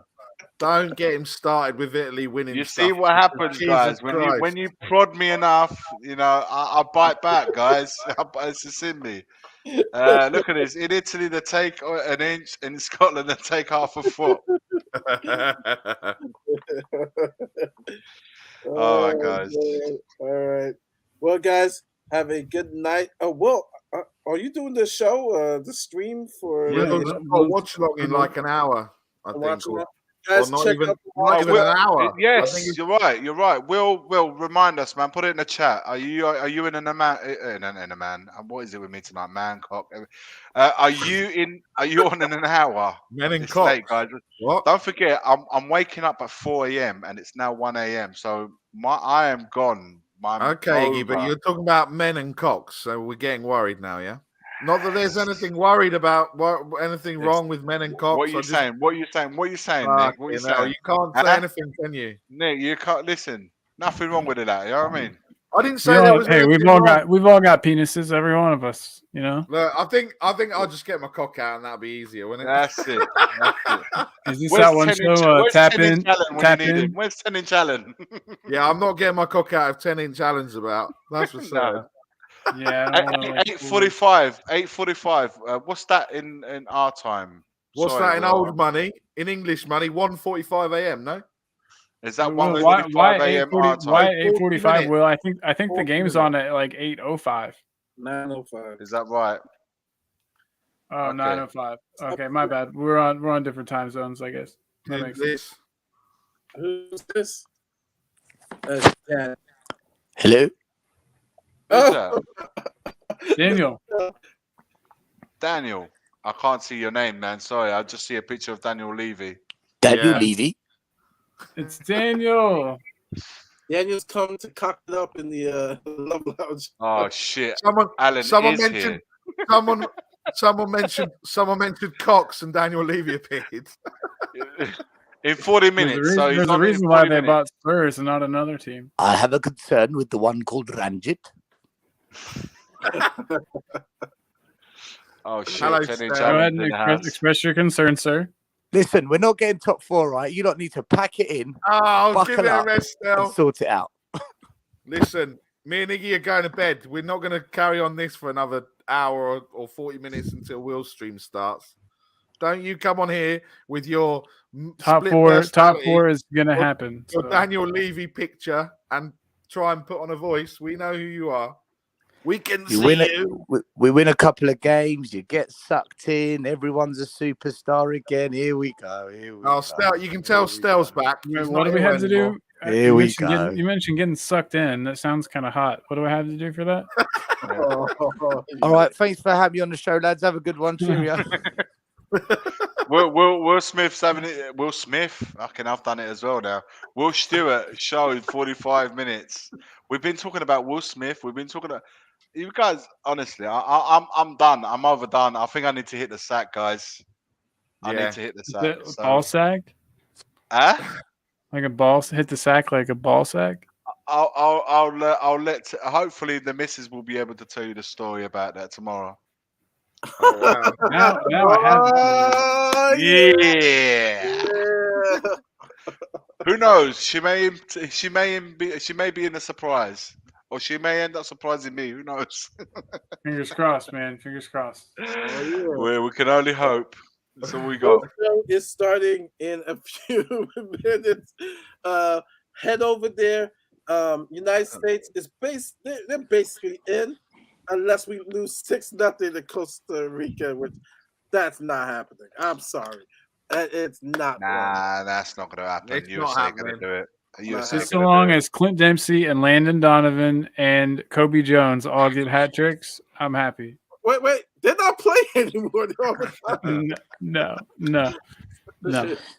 But guys, listen, I need to say this, right? I really, really, really hope we get top 4, because if we do, Champions League nights are back. More money for Conte to build his squad. Yeah. The vibe at Tottenham will be brilliant. And to put one over the Gooners would be what an end to the season. I mean, it would just be from the shittest start ever to a season to the best finish. I think I would love it. But don't say no more. Stop there. I'm so looking forward to Ellie. I'm so looking forward to Ellie losing the bet. I don't come cheap. Lobster, steak, caviar, 3-star Michelin restaurant. Like Ellie, save up your money. I think about 200 quid should do it. Okay, just to start saving now. I don't think she's going to lose sleep over it. Still, I don't think she's going to sleep. I don't know. She's a bit rattled in the comments, man. I think I can feel it. Fucking hell. And what does she get in return? What if she wins the bet? Is she having the same food? Nando's. Right. Nando's. Completely two different measures. Oh dear. No. She loses the bet. I've got to pay for dinner, and I've got to eat 2 green raw bananas. And you've got to wear the Arsenal shirt. You've got to wear the Arsenal cake. Yeah, I've got to shave the hairs on my chest on Will's show as well. Mate. I know I'm gonna. If Spurs get top 4, I'll be super happy. But for a month, I'm gonna get destroyed. I'll have to leave for like 3 months and hide for a bit. I think you're gonna have to get it. Oh, you should get a talking ball tattoo. No. I'm not Brian Daigle. I don't know. I'm doing tattoos. No. But do you know what? Do you know what though? If that does happen, Stel, you will get destroyed for about a month. But then you'll go on a spree for about 3 months. And that's if Twitter doesn't ban you, where you will just destroy every single Arsenal fan in the world. Yeah, you know that's happening. Literally destroy them. How long from top 4, like us getting top 4, to still being banned from Twitter? I'll probably gain a couple of thousand followers on Twitter for what I do to Arsenal. And then the bet can be back on with Iggy. The bet can be back on with Iggy and the pineapple pizza. Yeah, that's when that bet needs to come back on with Iggy. Dude, with the pineapple no one destroys Arsenal fans the way this guy does. Honestly, he just takes it to there's levels you're thinking there's more. There's more. I got more. I've only just got started, and you're thinking, dude, you've been going on at them for 2 weeks straight, and it keeps going and keeps going. But so North London derby, boy, if we win that derby, it's all over. Do you know? I was just listening to the radio. I won't mention who they were because I don't like to publicise other people on Murray's show. But they just had a who's going to get top 4 debate, Spurs or Arsenal. Yeah. And I tell you what, both sets of fans calling in are all positive about it. There's no fan base thinks they're going to blow it. It's really interesting. So West Ham think they're going to do it. Spurs think they're going to do it. No, it was only Arsenal. It was only Arsenal and Spurs fans they put it to. Okay. So you didn't feel the need to go on there and start going in on both of them. Unfortunately, I'm banned. Fans deluded. The Arsenal fans are going to get from me. I'm banned. He's banned from that show as well. Let's get a new phone. Let's get a new phone number. Right, guys, I'm going to love you and leave you, man. Yeah, me too. Yeah, we all got to go. All right, guys. We'll see you guys next week. Come on, you Spurs. Head over to Will Stewart's. Head over to Will. Love Lounge Raid. Hashtag Love Lounge Raid. Hashtag Maria. Hashtag Maria.